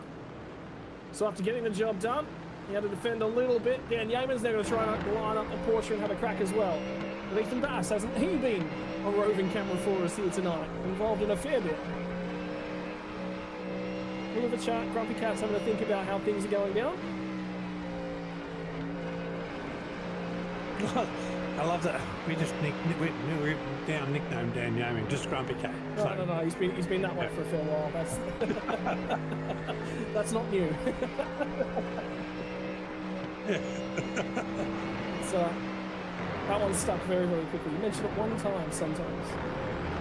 I made a rattlegun noise once in a broadcast, and that nickname stuck for a long time. That true? Yes, you are. Yes, you have been known as Rattlegun Rankin for quite some time, and look, I've known Dan Yeaman through my experiences in sim for various times. But Scotty, it's only been the last couple of broadcasts that I've heard you call him Grumpy Cat, and look at him on his webcam. I can go, yeah, looks like a grumpy cat. That's kind of cool. I understand, but I don't know what the rest of the story is. So feel free to fill us in. I'm not sure whether Dan wants us to or not. Feel free. it was a race, I think it might have actually been a Premier race, and he was just so switched on and eyes so far forward and down the racetrack that he just zoned in. And when he zones in and when he's focused, there's not a crack of a smile, there's not a hint of a smile. You know those times where you just feel you're in the zone? Yeah, when Dan Yeaman's in the zone, he is grumpy cat. Just that pure look. So, okay, so that's kind of like when I get, annoyed after a crash and somebody hits me out and I get into that I'm pissed off driving mode. So that's grumpy cat Dan Yeaman. Okay, yeah, I get it. Yep. Good on you, Dan. I've got it 100%. I'm with you, and I feel for you. Scotty hasn't given me my nickname for that sensation, but I now know why you're grumpy cat. Well, Dean Mackay has been run down by Damon Woods, so tyres are certainly starting to show. We are going to end up with a battle on our hands for the race win at this point in time. Falling a little bit off of the gearbox though as Zach Rattray White, but there'll be an opportunity for these guys to run him down. It'll be a Mustang top 6. First of the Aston Martin sits 7th on the road. I'm curious as to whether or not Capel and Dylan Shepherd can get back next to each other and continue on with their stoush that they've had for the entirety of the year. Okay, but let's go back 40 minutes, Scotty, and we talked about those that were right off cycle and those that were doing the pit stop. Adam Hughes, P4. He was the leader of those guys that pitted on that third safety car. That was about that mid-first stint. Adam currently running P4. He's now on the same pit cycle. So, it was a short pit stop as per Dean Mackay. Didn't change tyres obviously on the last one, but 5 seconds, 6 seconds shorter pit stop even than Dean. So Adam's gained the advantage from that, and now it's up to him to maintain that for the rest of the race. And as we said, everybody's going to come in for a fairly even pit stop with about 35, sort of 33 minutes to go. So pretty close racing, and I think what we're seeing now is I think we've got an effective race now on what we're seeing on the leaderboard. Right, so down the back straight away, and as Damon Woods starts to bring the Door Esports machine a touch closer to the rear bumper of Dean Mackay, we are looking as if we're about to get ourselves a race for the lead out on track. And was that better drive off of the final corner? Indeed it was. So for now, Mackay's going to be on the outside, and in fact, there's no defense mounted. Those tyres are definitely second-hand, and Dean is starting to think he might not have made the best choice. But then again, he broke their rhythm. He broke them up a little bit. So on that side of things, it certainly helped him out overall. Does a touch of draft help him? Can he go with Damon Woods? And remember, car 117 is carrying a 5-second time penalty as well. No, absolutely. And don't forget, Scotty, Dean was behind Zach Rattray White before that last pit cycle. So he didn't just jump one position, he jumped from effectively 3 to P1. So losing one spot now, whether it's tyres or whether it's just driver pace, right? No big difference in 11.1 I rating to 3.6 I rating. These guys all know how to drive really well, but is Damon just that much faster anyway? So Dean's had a great strategy move to get there. And he's jumped Zach right. Zach's still got 1.9 seconds to catch up to Dean, and that could take Zach some time to be able to get there. And we know coming on the last pit stop, I think they're all going to do the same thing. They're probably going to fuel the tyres because it's going to be 20 second plus anyway to get there and get enough fuel. So you might as well take a new set of tyres. I think Dean's a bit of a masterstroke to do what he did. Arnold's having a reasonable night as well for the other TriStar racing machine, albeit a little bit of a different manufacturer. And Brad Coates has been in a long-running stoush. These guys have just about been line astern all night long. Jared Knight's going to come back in here and get a piece of this one as well. This is some of the limited series guys having some fun with each other. Knight gets a run, not quite able to take it anywhere and do anything with it. So my apologies, only Brad Coates is a limited series driver out of the group in the middle here. So punching above his weight. Yeah, I think we've got Stuart Shaw, Adam Jepson and that, but they're all a little bit, they're a few seconds behind this group, but you're right, the odd limited series driver, coming in the open, I think it's fantastic because it gives everybody, it gives all the viewers, it gives us a real demonstration of the difference between those that are flying, the aliens of our sport, Scotty. They're the guys that we're watching right now versus, the amateurs of our sport. Like, if I was driving, I wouldn't be just in the limited. I'd be in the Challenger series of limited, right? So, the challenge. Yeah, that's it. The challenged driver. I need another category if I'm going to be driving, right? So maybe we'll put that. Yeah, actually, well, let's mention that, right? PEL has a survey. So if you're listening, Premier Endurance League, for every driver in the series, has a survey going on right now. They don't ask whether you need the challenged series, but if you want Pete Baxter to drive, you need to put in the comments, we need an extra challenged driver series, and then Pete might come and be able to have a drive sometime. And one of you guys can commentate and talk absolute rubbish about me like I do. So that's fine. I welcome it, but let's have a bit of fun. So, get on board, answer the survey, and let's help PL go stronger. If you're available of a Sunday night during GT3 Limited, we're in search for the next Peter Baxter for the commentary box. So the actual Peter Baxter can get behind a steering wheel and be a rolling chicane. Coming to the next series of rolling chicane. Rolling chicane in Porsche doing Porsche things. The meantime, though, a little bit of racing on. Is this Benson driving back through the field? I believe it is. Ethan Bass and Eric Fenton side by side for 11th spot on the road at the moment. Bass will get to the inside and cover that one off. Eric Fenson's done a cracking job tonight until he didn't, and it's going to be a huge moment for Ethan Bass out the other side of the chicane. Just couldn't put power down, unfortunately, which is going to gift that one the way of Fenson. So that will finally resolve that one between those two. But there has been a fair bit of pace for Eric Fenson in this race. He's been up inside the top 5. He should be quite happy with the performances thus far. Yeah, look, I mean, I wouldn't knock him back. He's 11th, right? He's one off the top 10 in the Open Series, so he's having a good race. Scotty. You don't be too hard. Remember, after coming back from a spin, there's a big moment up ahead. A ton of cars. Angus Lawford's lost the rear end of his car, and I think there's contact, and I think it might have been with Austin Edwards as well. I think it's just lost a spot. So he will find a little bit of free air to turn that car around and drive it away from the scene of a huge moment. 45 minutes left on the clock as well. But for Lawford, after being in contention, this is Dylan Shepherd that's in behind him at this point in time. S's up and over the governor.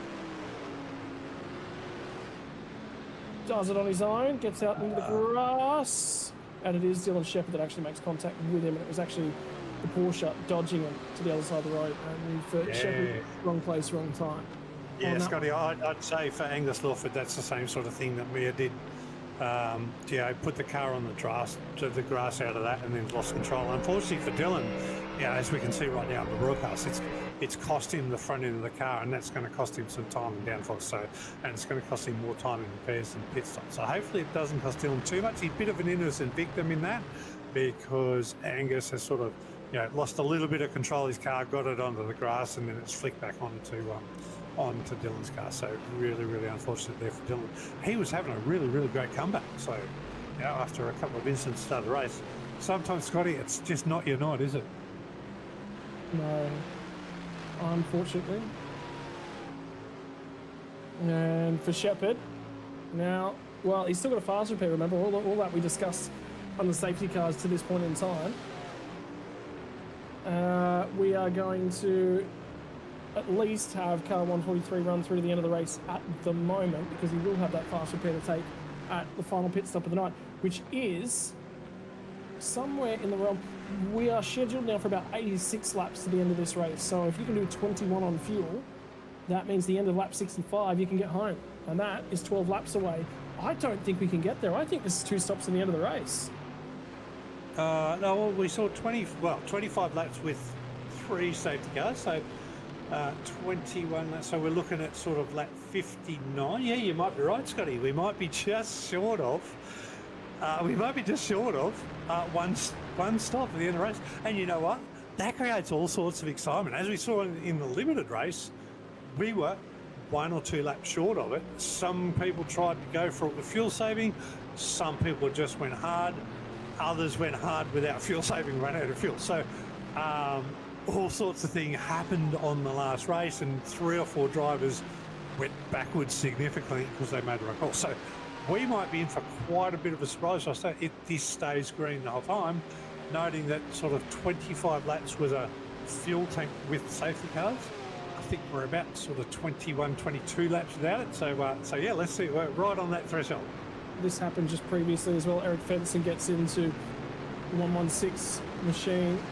Unfortunately, of Austin Edwards, who was inside the top 10, he's no longer inside the top 10. A few spots lost. So potentially something coming his way from that one.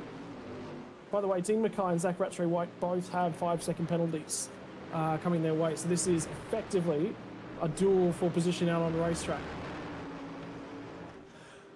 Yeah, it is, but it also puts Adam Hughes effectively in P2.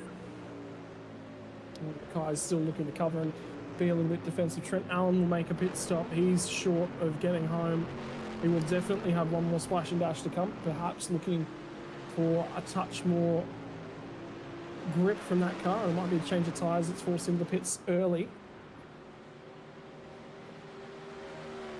Keep an eye on that one.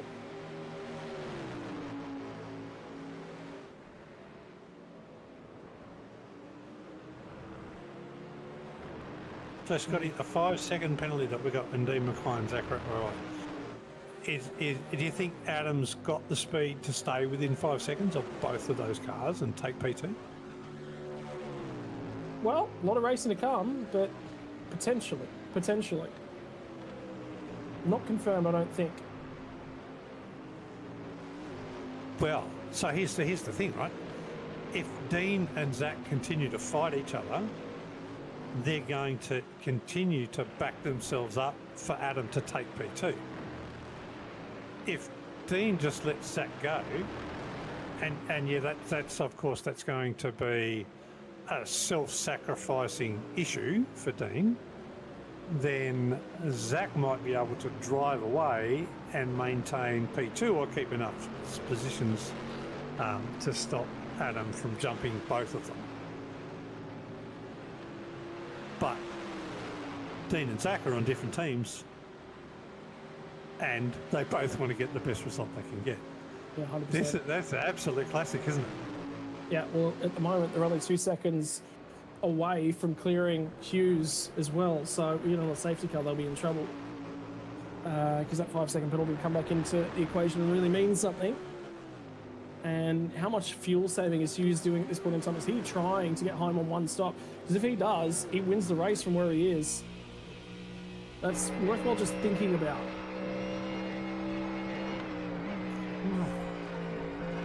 I don't think Damon Woods is going to get home because he just jumped out of the blocks and just went hard from the get-go. Right? There was no discussion on the table about whether or not he was fuel saving, because no was definitely the correct answer from that one.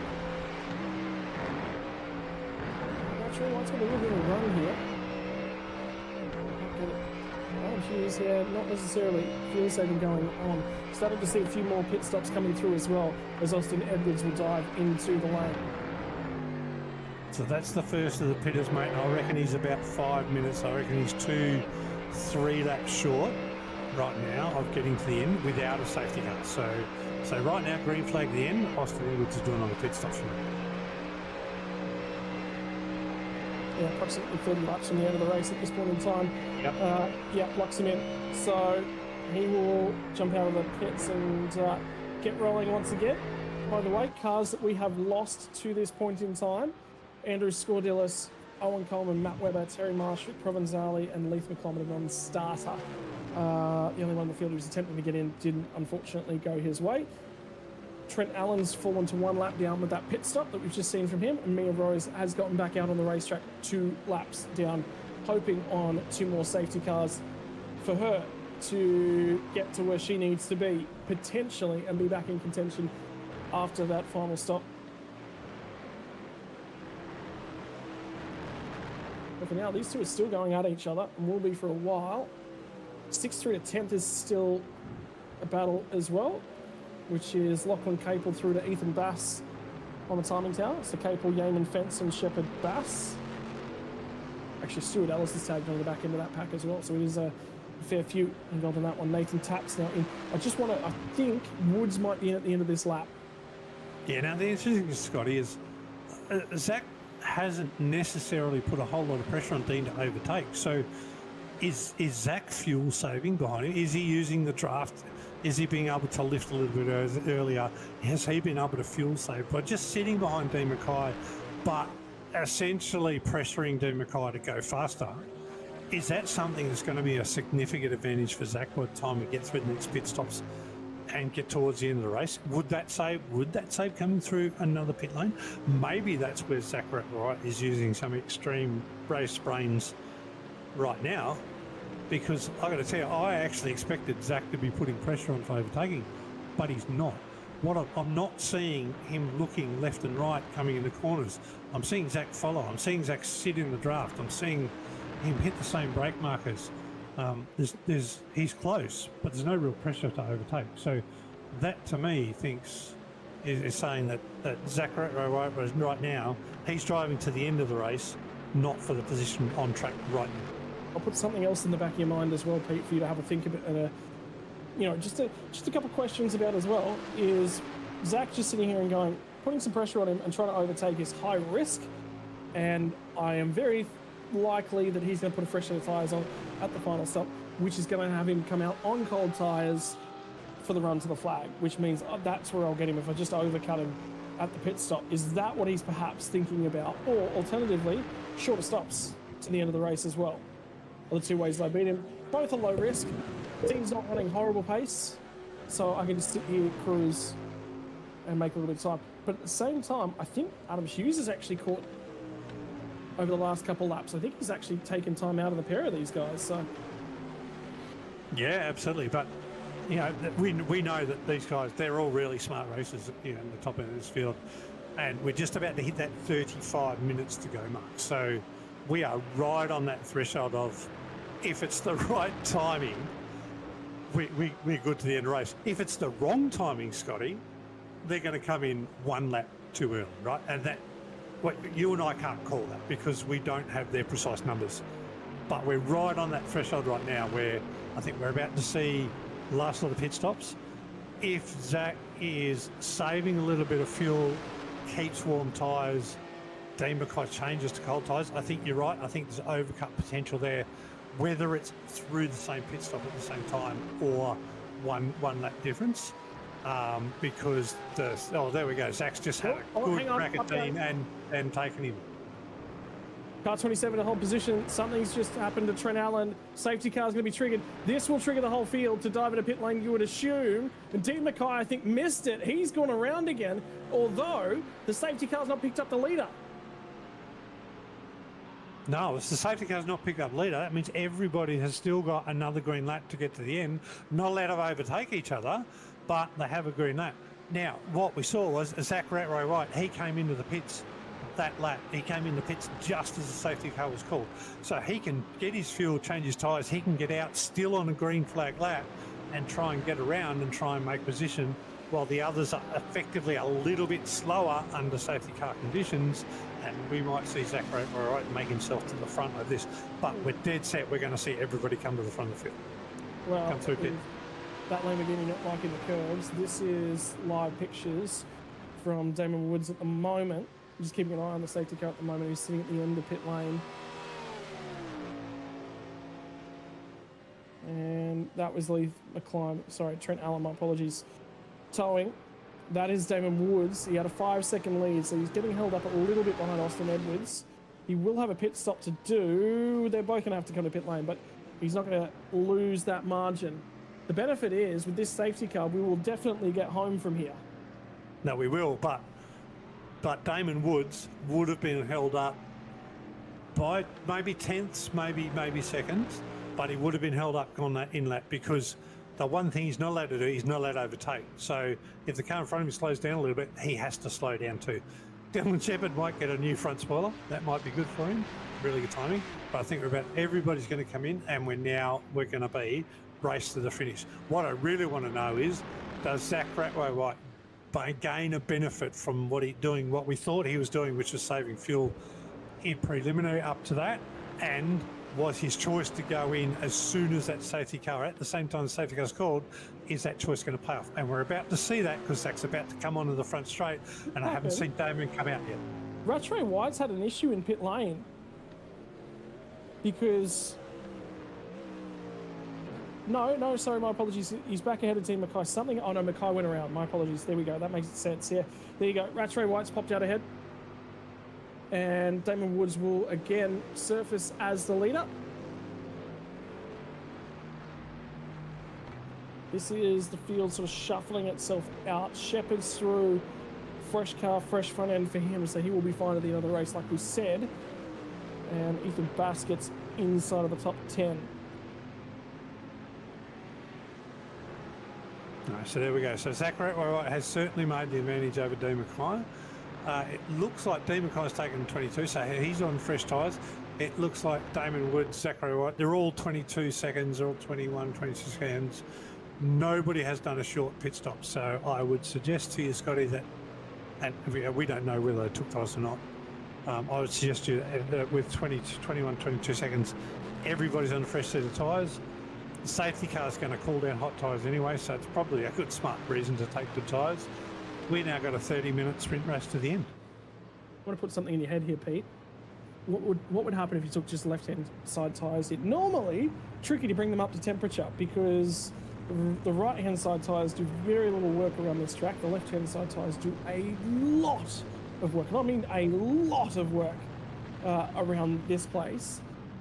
And the right-hand side tyre is going to cool off into the safety car, and you can put some temperature in the left-hand side ones. You'll actually restart with a car that's actually fairly neutral. In terms of as long as if you work the left-hand tyres enough. I don't know how many people listening have done like alternate tyres. If you get alternate tyres on a GT3 car, the moment you come out of the pits, the steering feels a little bit weird. It might go a little bit jink one way, a little bit the other. It won't sort of feel the same as it has as 4 evenly balanced tyres. But that only lasts for about a lap or a lap and a half. And you can do that lap and a half under safety car now, so you get the balanced tyres. So that's what Scotty's talking about. From the pit stop, Scotty, I don't think we can tell, because essentially, if you're only changing 2 tyres, you only need 15 seconds. You only need 12 to 15 seconds to change 2 tyres in GT3. You do need the extra time to change the 4 tyres. So we won't really know if people have changed 2.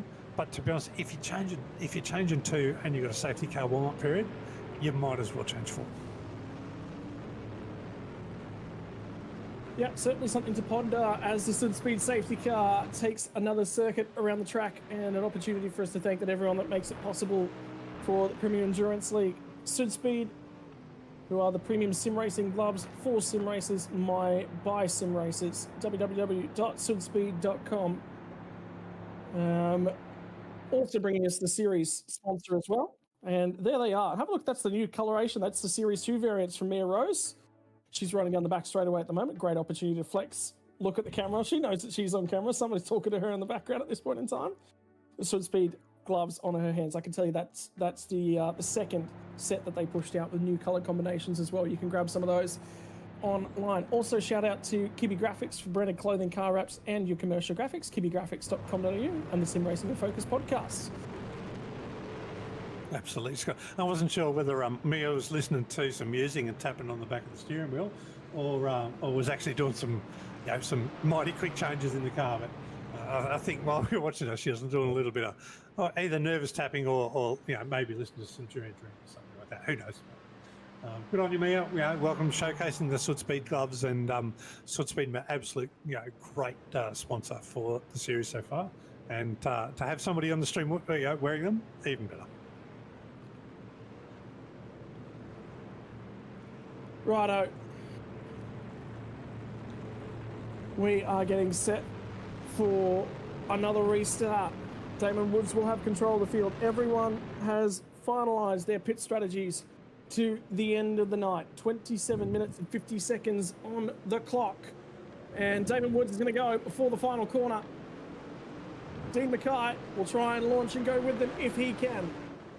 How's the tyre temperature? How's the tyre temperature? There's none of it. Mackay's backwards up and across the crest of the hill. It causes the field to scatter as they try and make their way around him. The left-hand side of the car just let go. Cold tyres for sure. Mackay goes tumbling from third spot. He's down to 18th, 19th at the moment. There's more issues on the front straight away as well. I think Adam Jepson's gone around. He'll clout the barrier yet again.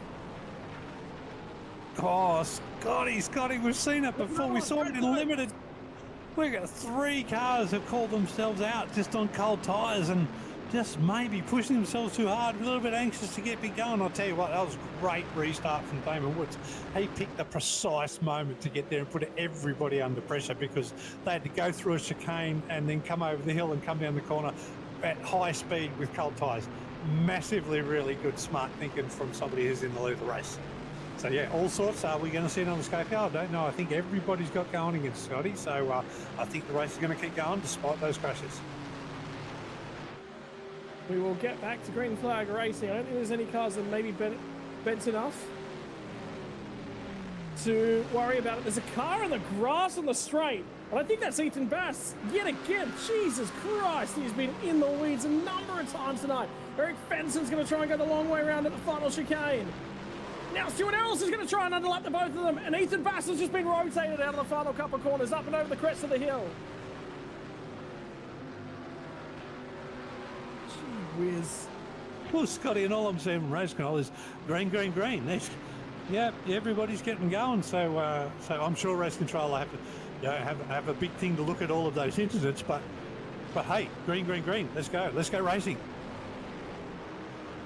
Well, they're going to have a fair bit to work through in their final couple of laps of this race. At this rate, there's a whole bunch that have just been called in on lap 63 for them to have a look at. There's so much that's happened in that last lap.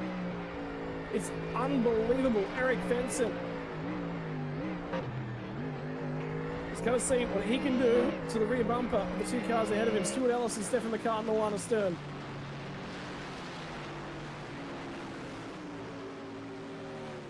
And then just ahead of them as well, Dylan Shepherd as he runs down the back straight away.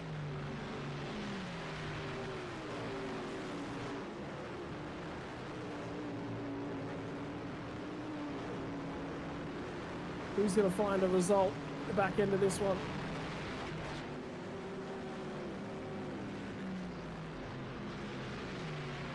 And still, don't forget, 25 minutes to dig yourself out of jail here as well. Jared Knight, something happened to him in that restart. He's back in the pit lane as well. Yeah, Scotty, it looks like Matty Broom has just put on the YouTube chat, Jared Knight has lost force feedback. So unfortunately for Jared, going well, but sitting in P22 and now just losing time significantly. So anyway, hardware failures, and as you and I both know in sim racing, everything's got to work right to be able to go. It's the equivalent of the 20-set failure. Yep, and it is. And opportunities will still be there for the taking. Brad Coates, after a good restart, but a bad run through 1, 2, and 3, is going to go toe-to-toe with the Porsche at this point in time, it looks like. 116 has gotten great drive off the corner and did indeed. Brad Coates did not get a good drive down that back straightaway.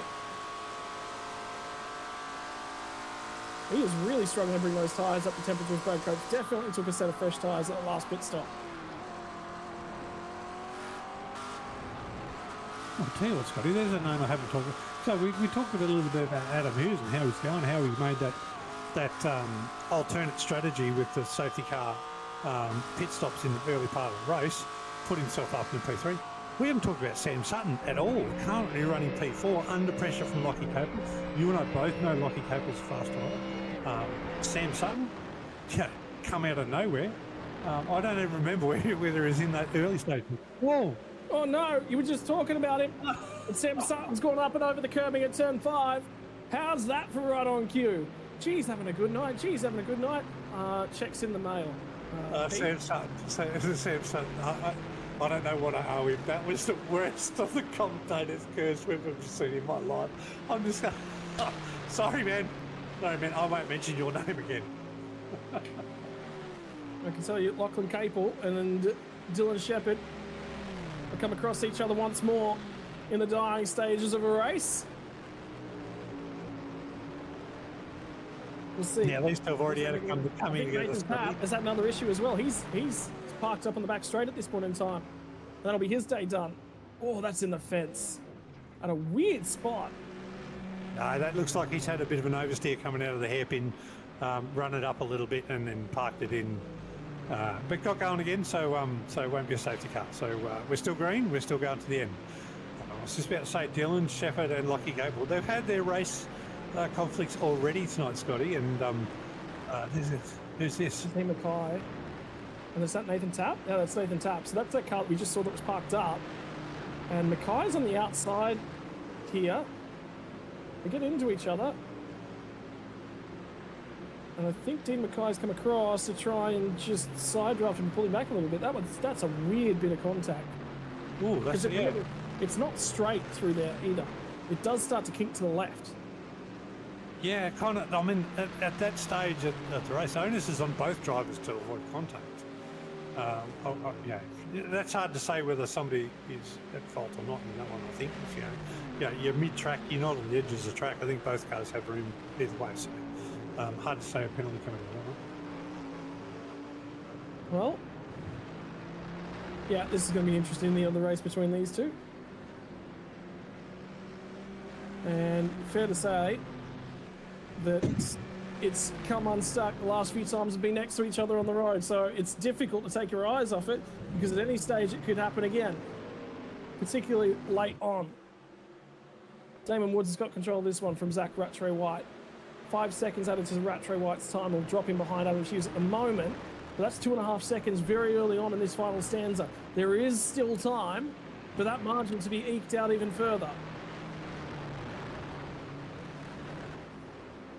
I'm too afraid to name another driver, Scotty, after just what happened with Sam Sutton. I tell you what, I mean, Dylan and Lockie are racing really well. And again, Stu Ellis just behind them, just 1.5 seconds behind Lockie Capel. Not someone we're focused on a lot tonight. He's running the, I think it's the Orbit drop bear colours, probably leading for that team. Out and about and running well. So good on Stu. Hopefully I haven't just put the mockers on you, but get in there and good luck for the rest of the race. But Zach, the 5-second penalty over him, that puts Adam Hughes in the P2. We talked about Adam being in P2 when he and Dean Mackay were both up there, but Scotty, it looks like it's realistic right now.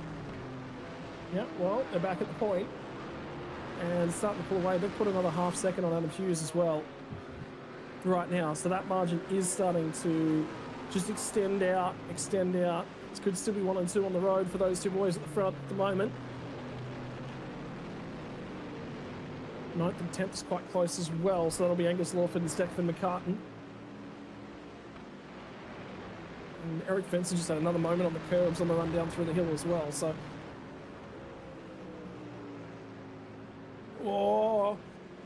There was Angus Lawford in the background of that shot. It had a wild ride over the turn 5 curbing. A lot of drivers taking risks there tonight, high amount of risks. Well, Angus already paid the price for taking the risk over that and hitting the grass, so considering they're still doing so, that's a fairly big call. Just got it back under control. He definitely had the lift to bring that back under control. And then, I can tell you Sam Sutton's just gotten through on Stuart Shaw. So Sutton back to 12th. You're going to have a mistake. You'd rather it happen at the start of the race so you can cut your way back through. This has happened late on in the piece, unfortunately.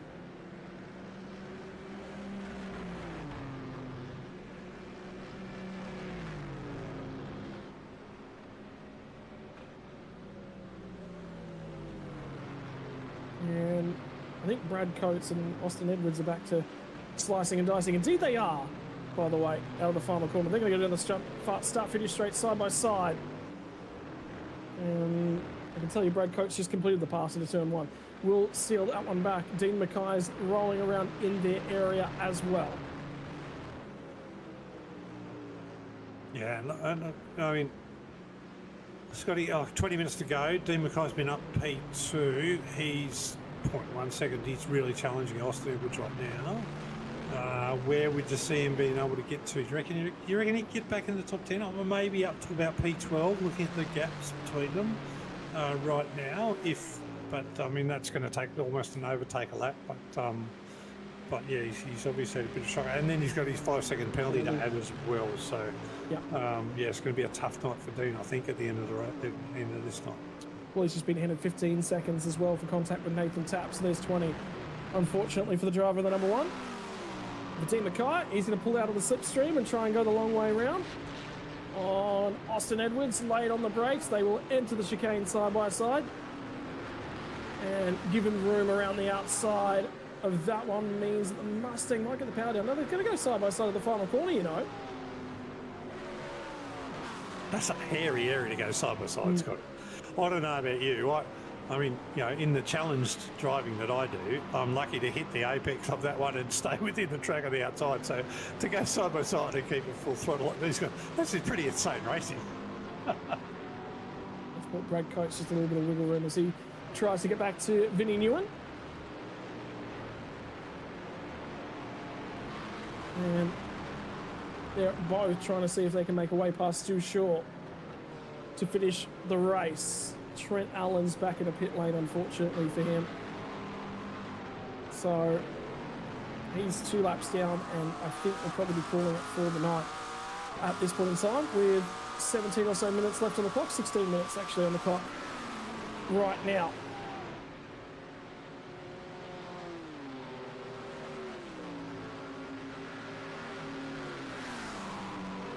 Margin from Adam Hughes to Zach Ratchway-White's out to about 4 seconds currently as well. So 1 second to find in 15 minutes will mean that he will finish right where he stays. The Ratchway-White, and there's this paddle pack as well. That's Dean Mackay. Well, Brad Coates has got the overtake done. Shuffles himself to the head of this little pack now in pursuit of Stu Shaw. And Vinnie Nguyen is about to get harangued by Dean Mackay. Yeah, absolutely. And there's still plenty of racing to go. 15 minutes to go, Scotty. And yeah, we are far from having this race settled. But also, there's still lots of potential because fighting, you know, as you know, fighting through this, you know, fighting through cars on this track is not the easiest thing to do. And yeah, if there's no cooperation, as we see Brad Coates going towards the outside now for another overtake. But you can see, stay on the inside there, and this is what caused him trouble in the inside with Nathan Tapp earlier. So, well, Vinnie Nguyen. Vinnie Nguyen's at a moment, unfortunately. You look away for 2 seconds, normally something does end up happening. Stu Shaw's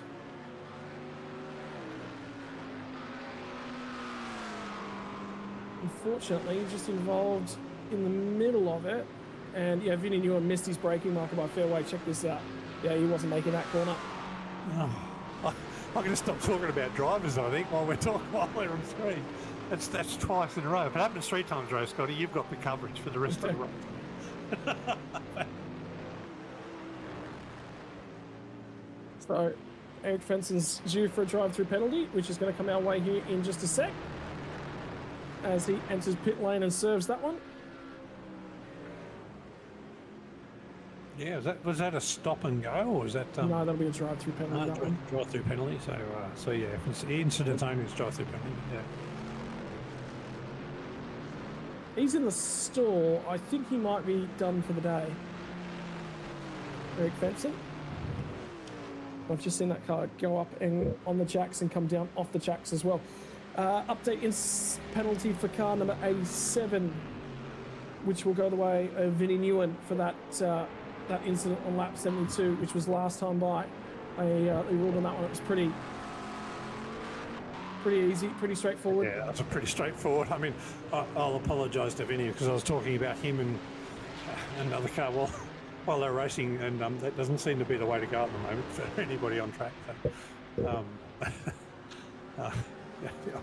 commentators' curse is in full effect tonight. But anyway, Scotty, great race. Let's not talk about the leaders.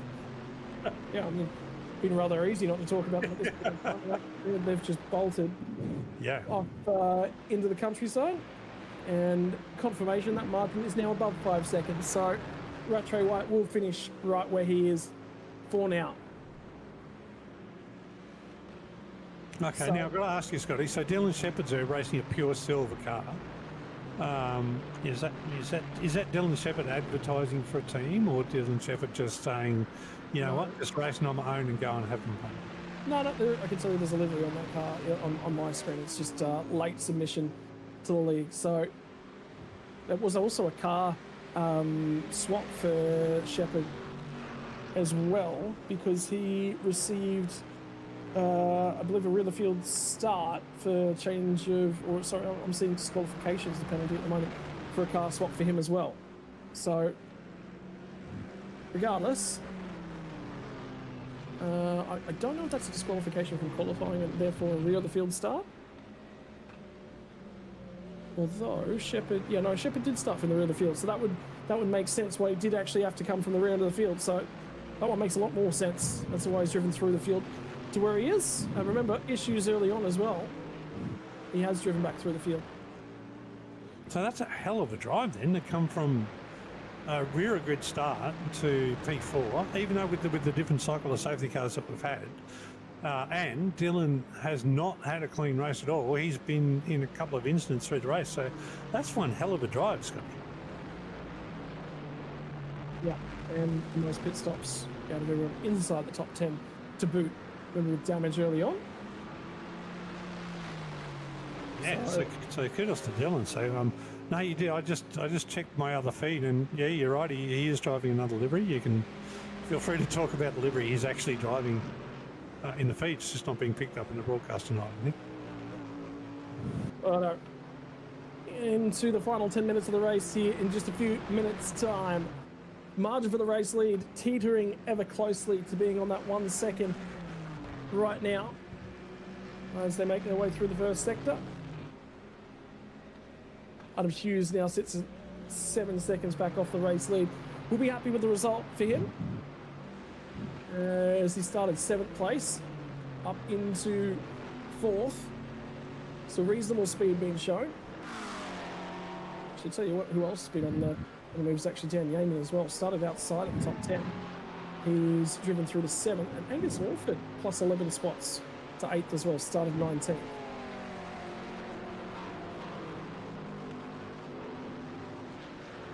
So really, Scotty, if we exclude the Mustang Cup, then essentially Dylan Shepherd in the Aston Martin, Stuart Ellis in the Mercedes, and Stephen McCartney in the Ferrari, all in the top 10, they've had blinders so far.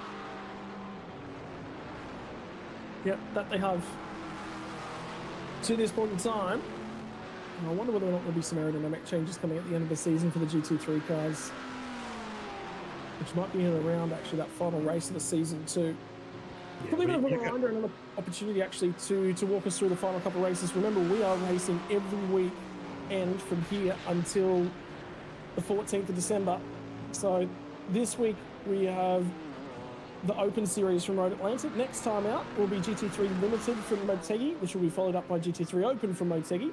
That's on the 23rd and 30th of November, respectively. Fuji Speedway will have the GT3 Opens finish out their 6-round championship for the back half of 2025 before the GT3 Limited will finish up on the 14th of December at Fuji Speedway as well. So 2 Japanese tracks left to us to finish the season. Absolutely. I don't know about you, Scotty, but I really enjoy Motegi. I think it's a fabulous racetrack.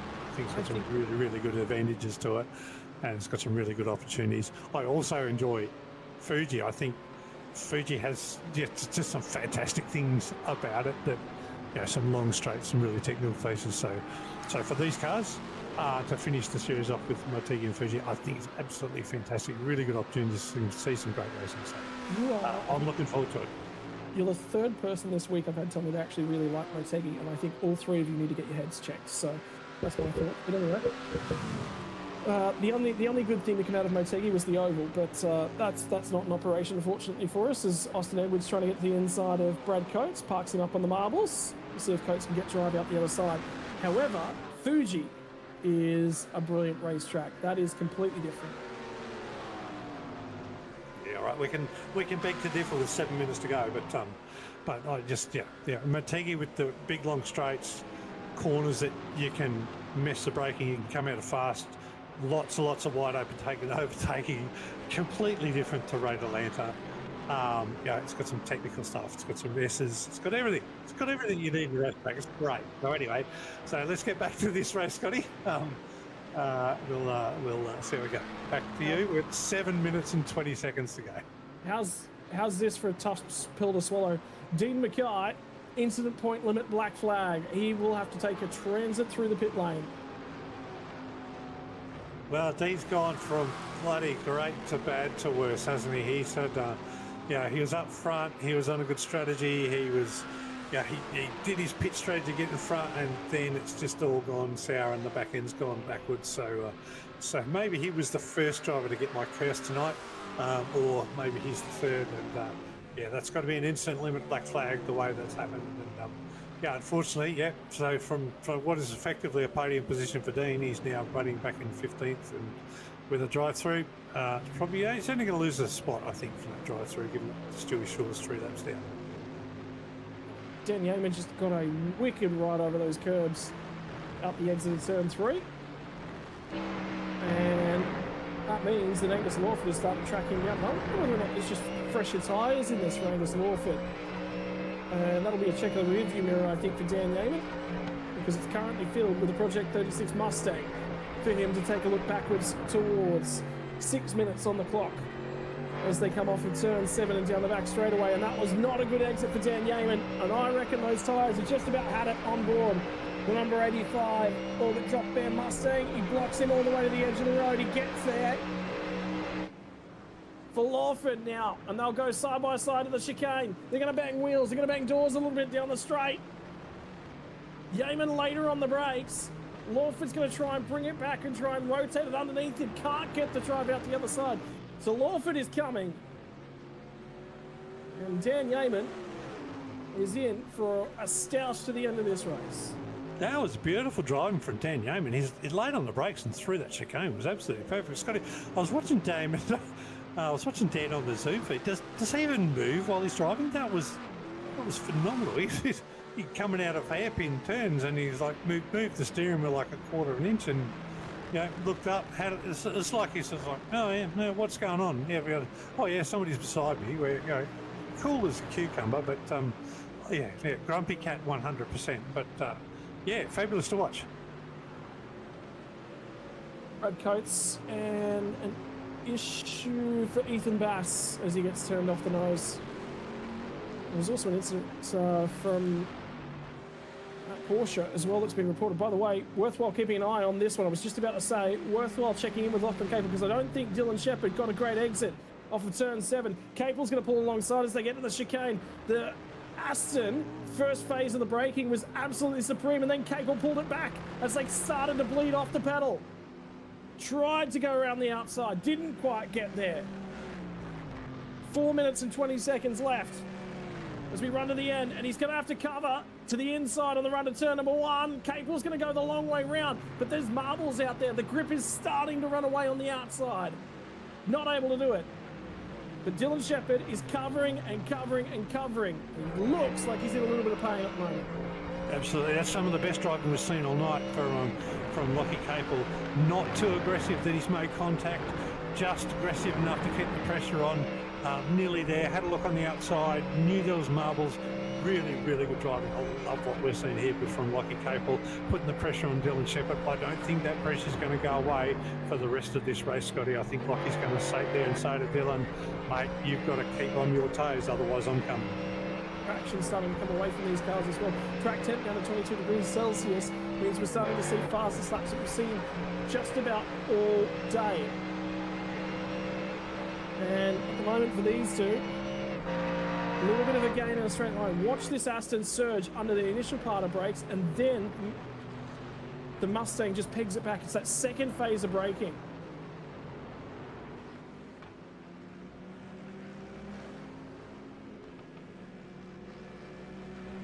Look at that, but kudos to Dylan Shepherd, mate. He's been able to draw something that's not a Ford Mustang up into P4. And yeah, Lockie's been pressuring the whole time, but Dylan is driving absolutely fabulously.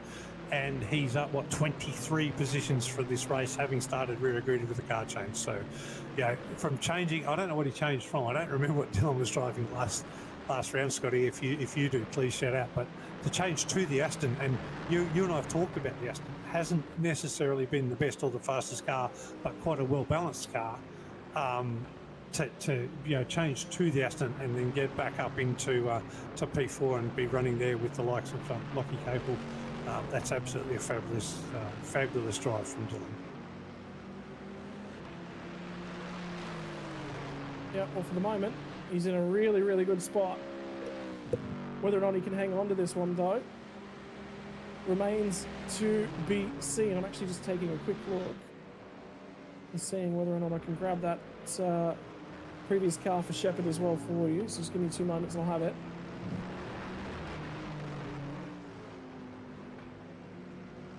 Are you doing that, Friday? It looks like leaders have recently passed the start-finish line. I think we're going to have 2 laps to go. I think we're going to have this one plus 1 more.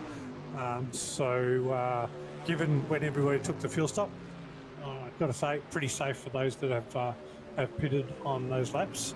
I think we're not going to see anybody run out of fuel, which would be a good thing for a change. It might be a change for PEL because I think about every round we've had somebody run out of fuel. But yeah, Damon Wood's out the front there, 2 seconds. Zach Ratro carrying a 5-second penalty, but 14 seconds ahead of Adam Hughes. So he's pretty much got that 5 seconds covered. And then we've got Adam Hughes in P3 running in the number 95, well ahead of Dylan Shepherd. So fairly settled, top 3, couple of laps to go, Scotty. Well, I can tell you, I just went back digging. We haven't seen Dylan Shepherd since the opening round. He was on board the Mercedes at that point in time. So, for now, 48 seconds left, and that means that it is time for the white flag to be waved. There will be 1 more lap at the conclusion of this one after 2 hours from Road Atlanta, after 4 safety cars, and there's a battle on still for 4th and 5th spot. And just about elbows and bumps traded. They were both deep as they got in there into 10A. They both went a little bit wide. It's on a little bit further back, and Yeaman might finally have had to put up his own white flag in the battle with Angus Lawford as they get their white flag. 1 more lap left to run. Damon Woods made a mistake on the final lap. Margin falls back underneath half a second. 84 laps from Road Atlanta is going to be the distance after multiple SUDSPEED safety car interventions. And it's still going to be the same pairing at the front of the field because no one has been able to challenge them. Mackay got in front of them tonight, but it did not matter. No, but it was mistakes, Scotty. It was mistakes that changed the night for everybody. Damon's had a clear one. Zach hasn't had a mistake-free night, and he's had a 5-second penalty, so even if he jumps in front, but I don't think he will tonight. Something's just happened to Adam Hughes. He's just dropped off the podium. Adam Hughes is out of fuel. The car is coughing, spluttering, and dying. So he must have calculated for 83 laps worth of fuel, and that extra lap has killed him. It's going to cruel him. Yeah, it is completely and utterly up. So Shepherd's going to skate on through. He'll pick up P3 in that battle with Capel.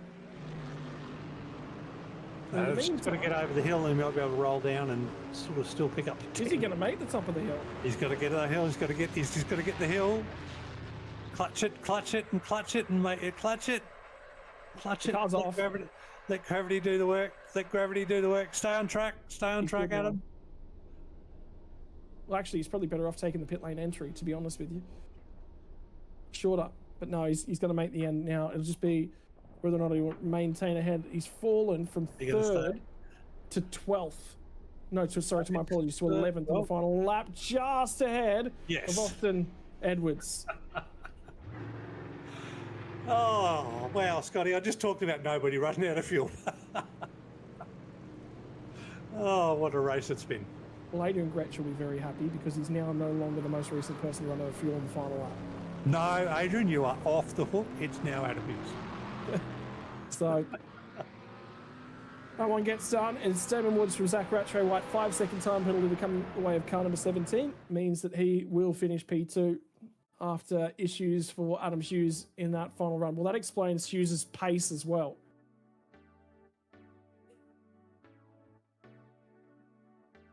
So, final results coming our way means that Damon Woods takes it by less than half a second over Zach Rattray-White. Dylan Shepherd will be the advantage over Lachlan Capel, home in P3 and P4. Stuart Ellis will come home. He'll actually pick up a 10-second time penalty, by the way, which will drop him in behind Sam Sutton, so he'll come back home in 8th. Angus Lawford and Daniel Yeaman and Sam Sutton all get promoted one spot to 5th, 6th and 7th, respectively. Good little fight between Lawford and Yeaman in the dying behaviour of that one. The dying end of that one. Just taking a quick look. Angus Lawford's name popped up on the race controls sheet as well, but no penalties were actually awarded in that one. Running us back to the back end of the top 10 was Stefan McCartan from Matt Arnold. Adam Hughes will cross the line in 11th, just ahead of Austin Edwards, who was off the lead lap early, drove back through. Ethan Bass and Dean Mackay both got boxed a little bit in the final stages of that one, as did Brad Coates, last car home on the lead lap. Final car running, Vinnie Nguyen, and from here we get into the retirement. Stuart Shaw, Eric Fenson, Trent Allen, Nathan Tapp, 17 laps down to 20th. Mia Rose, 19 down. Adam Jepson. There's a bunch of cars all retired about the same time. Jared Knight was from a loss of force feedback. Scordillis and Coleman early on. Matt Webber from Terry Marsh also very early on. Rick Provenzali only made his way through about 2 or 3 laps, I believe, and then he was out for the day. And then Leif McClomont never actually taking the start of that race. Yeah, absolutely, Scotty. What a race, hey? And I got to say, yeah, all you need to do is stay in the race, and you're in the top 20. And this kind of field, if you get a top 20, that's a kind of a good result. But yeah, you're right. Ricky Provenzali was out before I even got into commentary, so that was a shocker for Ricky tonight. I think it was just hardware failure, but unfortunately, that the stuff does sort of happen for everybody. But yeah, a lot of people jumped out, and yeah, that's use your fast repair and have another crash, then you're pretty much gone. And yeah, for Eric Fenson down, really, really difficult results to take. But I tell you what, shout out absolute Dylan Shepherd. Let's bring him in now. Let's have a chat with him, because I got to say, I got to ask him about coming from the rear grid and get through. That's an absolute fabulous drive. Yeah, we'll get the opportunity to chat to the driver of the 143 Aston Martin. Car change on the books after round 1 for Shepherd. And that meant the drive from the rear end of the field, brother, and a lot of dramas early on with a lot of damage to the front of that car. I'll tell you what, how many front ends have you guys got down there for the Aston Martin? Because I think it's a good thing it's a sim racing car. Otherwise, there would have been a fairly hefty damage bill. Yeah, no, 100%. Just getting caught up with some incidents that weren't really anything to do with me, just people running wide and spinning out in front of me. Car had good pace. OPR pit crew could replace a front bar pretty quick. So, yeah, to come from a lap down, trying to take the first one, to come from a lap down back to the podium, it's pretty cool.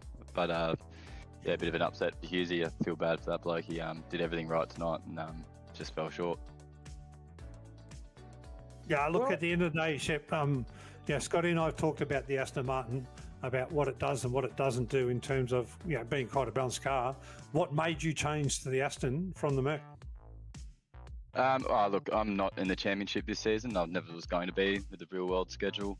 I've been enjoying the Aston a lot over the last season. I've been racing it pretty competitively in some other series, and some of them are ramping up, so I need a lot of seat time in it. So I thought no better way to, be in one of the most competitive fields here and do some more laps in it.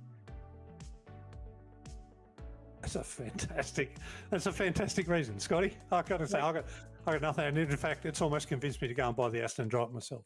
2 races left to go here, Shep, and Motegi and Fuji. I think the horsepower of that Aston is going to come in clutch at Fuji. It'll be how you can get the car to handle through the middle of the lap, but confidence level heading into Motegi. Will you be with us in a couple of weeks' time? I'll have to double check with the schedule. I'm not sure if it clashes with Adelaide maybe, but yeah, look, hopefully if I'm free, I'm there. Yeah, I love this series. I love coming back. Love the competition. Love the broadcast. It's fantastic. Mate, by the way, I've got an update for you. This is about the best. I've been doing some rapid Googling, trying to see what I can do for you. Carbon fiber front bumper splitter lips for an Aston Martin DBS, not the GT3 version, about $1,800 US. There you go. So not too bad. I think the race going ones are somewhere in the realm of $2,000 to $5,000. So, Yeah. where's that Knowing Knowing what I know with the GT3 world, I wouldn't be surprised if one of these things are upwards of the 20-30 grand Australian. Absolutely. Mate, congratulations. Who would you like to give a thank you and a shout out to? A massive thanks to all the boys at OPR. It's their efforts that up the front, the amount of laps they do and development they've put into themselves. And yeah, all our sponsors, Gym Rigs, Palmerston Bakery, Distraction Sim Supply, DSM Painting, and Ground to Earth. Without them, I wouldn't be able to put so many front bars on the Aston. Mate, better get your nose back to the grindstone to go and earn the money to pay for those front bumpers, hey? We'll leave you with it. Cheers, boys. Have a good one. Well, Good on you, he Shep. makes his way out of P3 after coming from the rear end of the field in the Aston Martin. We'll take one step further forward in terms of the podium, and speaking to Zach Rattray White, car number 17. Mustang, pretty powerful in and around here at Road Atlanta, but Walden, will you come back through the field? There was such a mix of strategies there tonight that that one was kind of tough to put a finger on until we had that safety car right in the middle of the race there. Yeah, I don't think our strategy was too bad, even though the OPR cars did pit pretty early to get a bit of fuel in them. But look, I think the main problem for me was the penalty. That car was, I think that is probably the best car I've ever driven out of anything, and I think Damo might say the same thing. So at the end of the race, it didn't really make too much of a difference what the penalty was. I think we got the gap in the end. Yeah, certainly, at least with the miscalculation of the fuel from Adam Hughes there as well. Where would you rate this racetrack in terms of fun to drive around? Because it's bumpy, it's up and down, spotting apexes is difficult, and it's busy as well. I think it's a fun little lap, actually.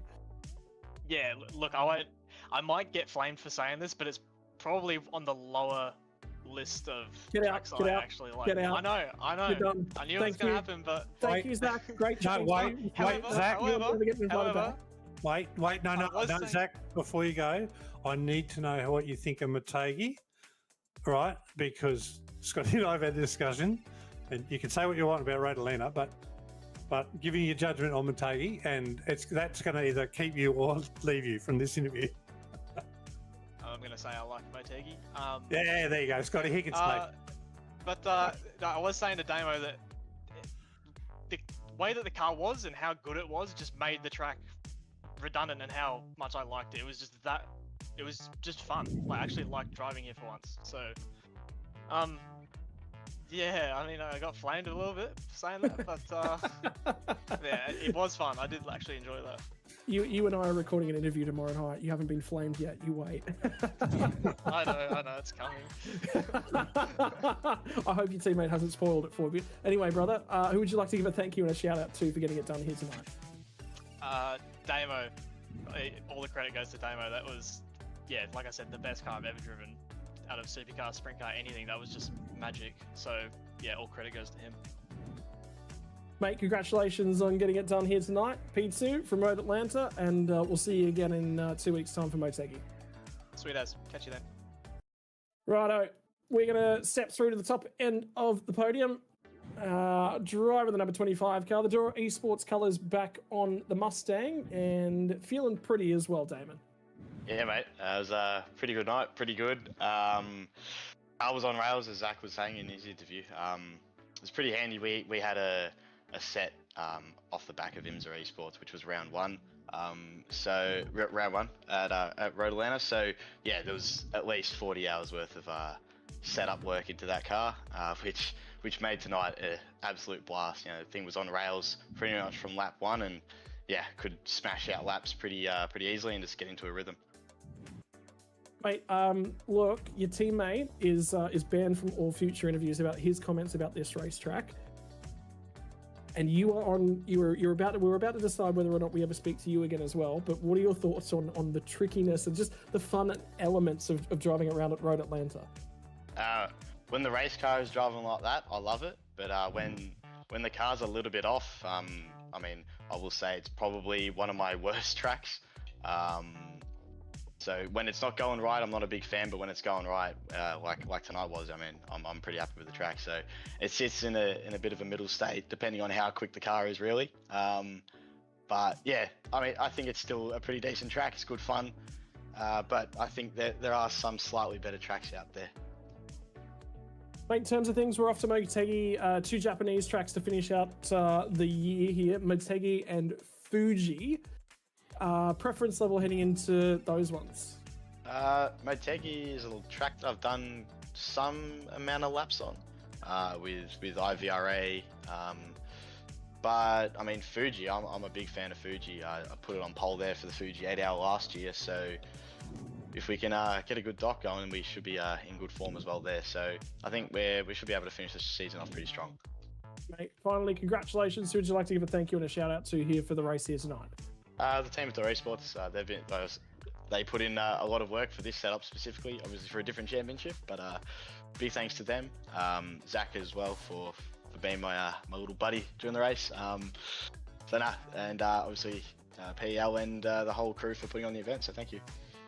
Mate, congratulations on another race win, and we'll see you again in 2 weeks' time when it'll be back-to-back from the Japanese circuits to finish out the championship. That's it. We are off to Motegi in 2 weeks' time for the Open Series, but next weekend, the Limited Series for Dash Off-Road will be back for its second to last race of the season. Twin Ring Motegi, I believe, will be doing the entirety of the GP layout for that one as well, not the short, sharp E-circuit, which we've done most recently from Premier Endurance League. So next Sunday night from 7:55 p.m. Australian Eastern Daylight Savings Time, join us for that one, and then this one in 2 weeks' time from the 30th of November from the Twin Ring Motegi. But Pete, that was fun. I had fun tonight. The race was interesting tonight, and thanks for joining me. That was heaps of fun. But I'll tell you what, those interviews just proved to me, nothing beats time in reconnaissance. 40 hours of development on a car, and it made those 2 cars super slick and on rail. So, yeah, that just proved time in the car, time in the sim, time in development, and these guys are on top. So, yeah, you got to drive and you got to work on it to be able to be good in this sport. And Damon and Zach have just shown everybody up. And I know Dean gave him a bit of a run up for half the race, but yeah, good on the guys. Congratulations to everybody and the podium, all the finishes. Really enjoyable race to be a part of. I'm really looking forward to Motegi far more than Scotty. I really enjoy the track. I think it's a fabulous track to have races at. Some really good opportunities. And I have that for my own reasons. Scotty, they're yours, but we'll see you there, mate. That we will. Ladies and gentlemen, we are going to sign this one off here tonight for the SUDSPEED GT3 Open Series for Premier Endurance League. We'll see you again next weekend.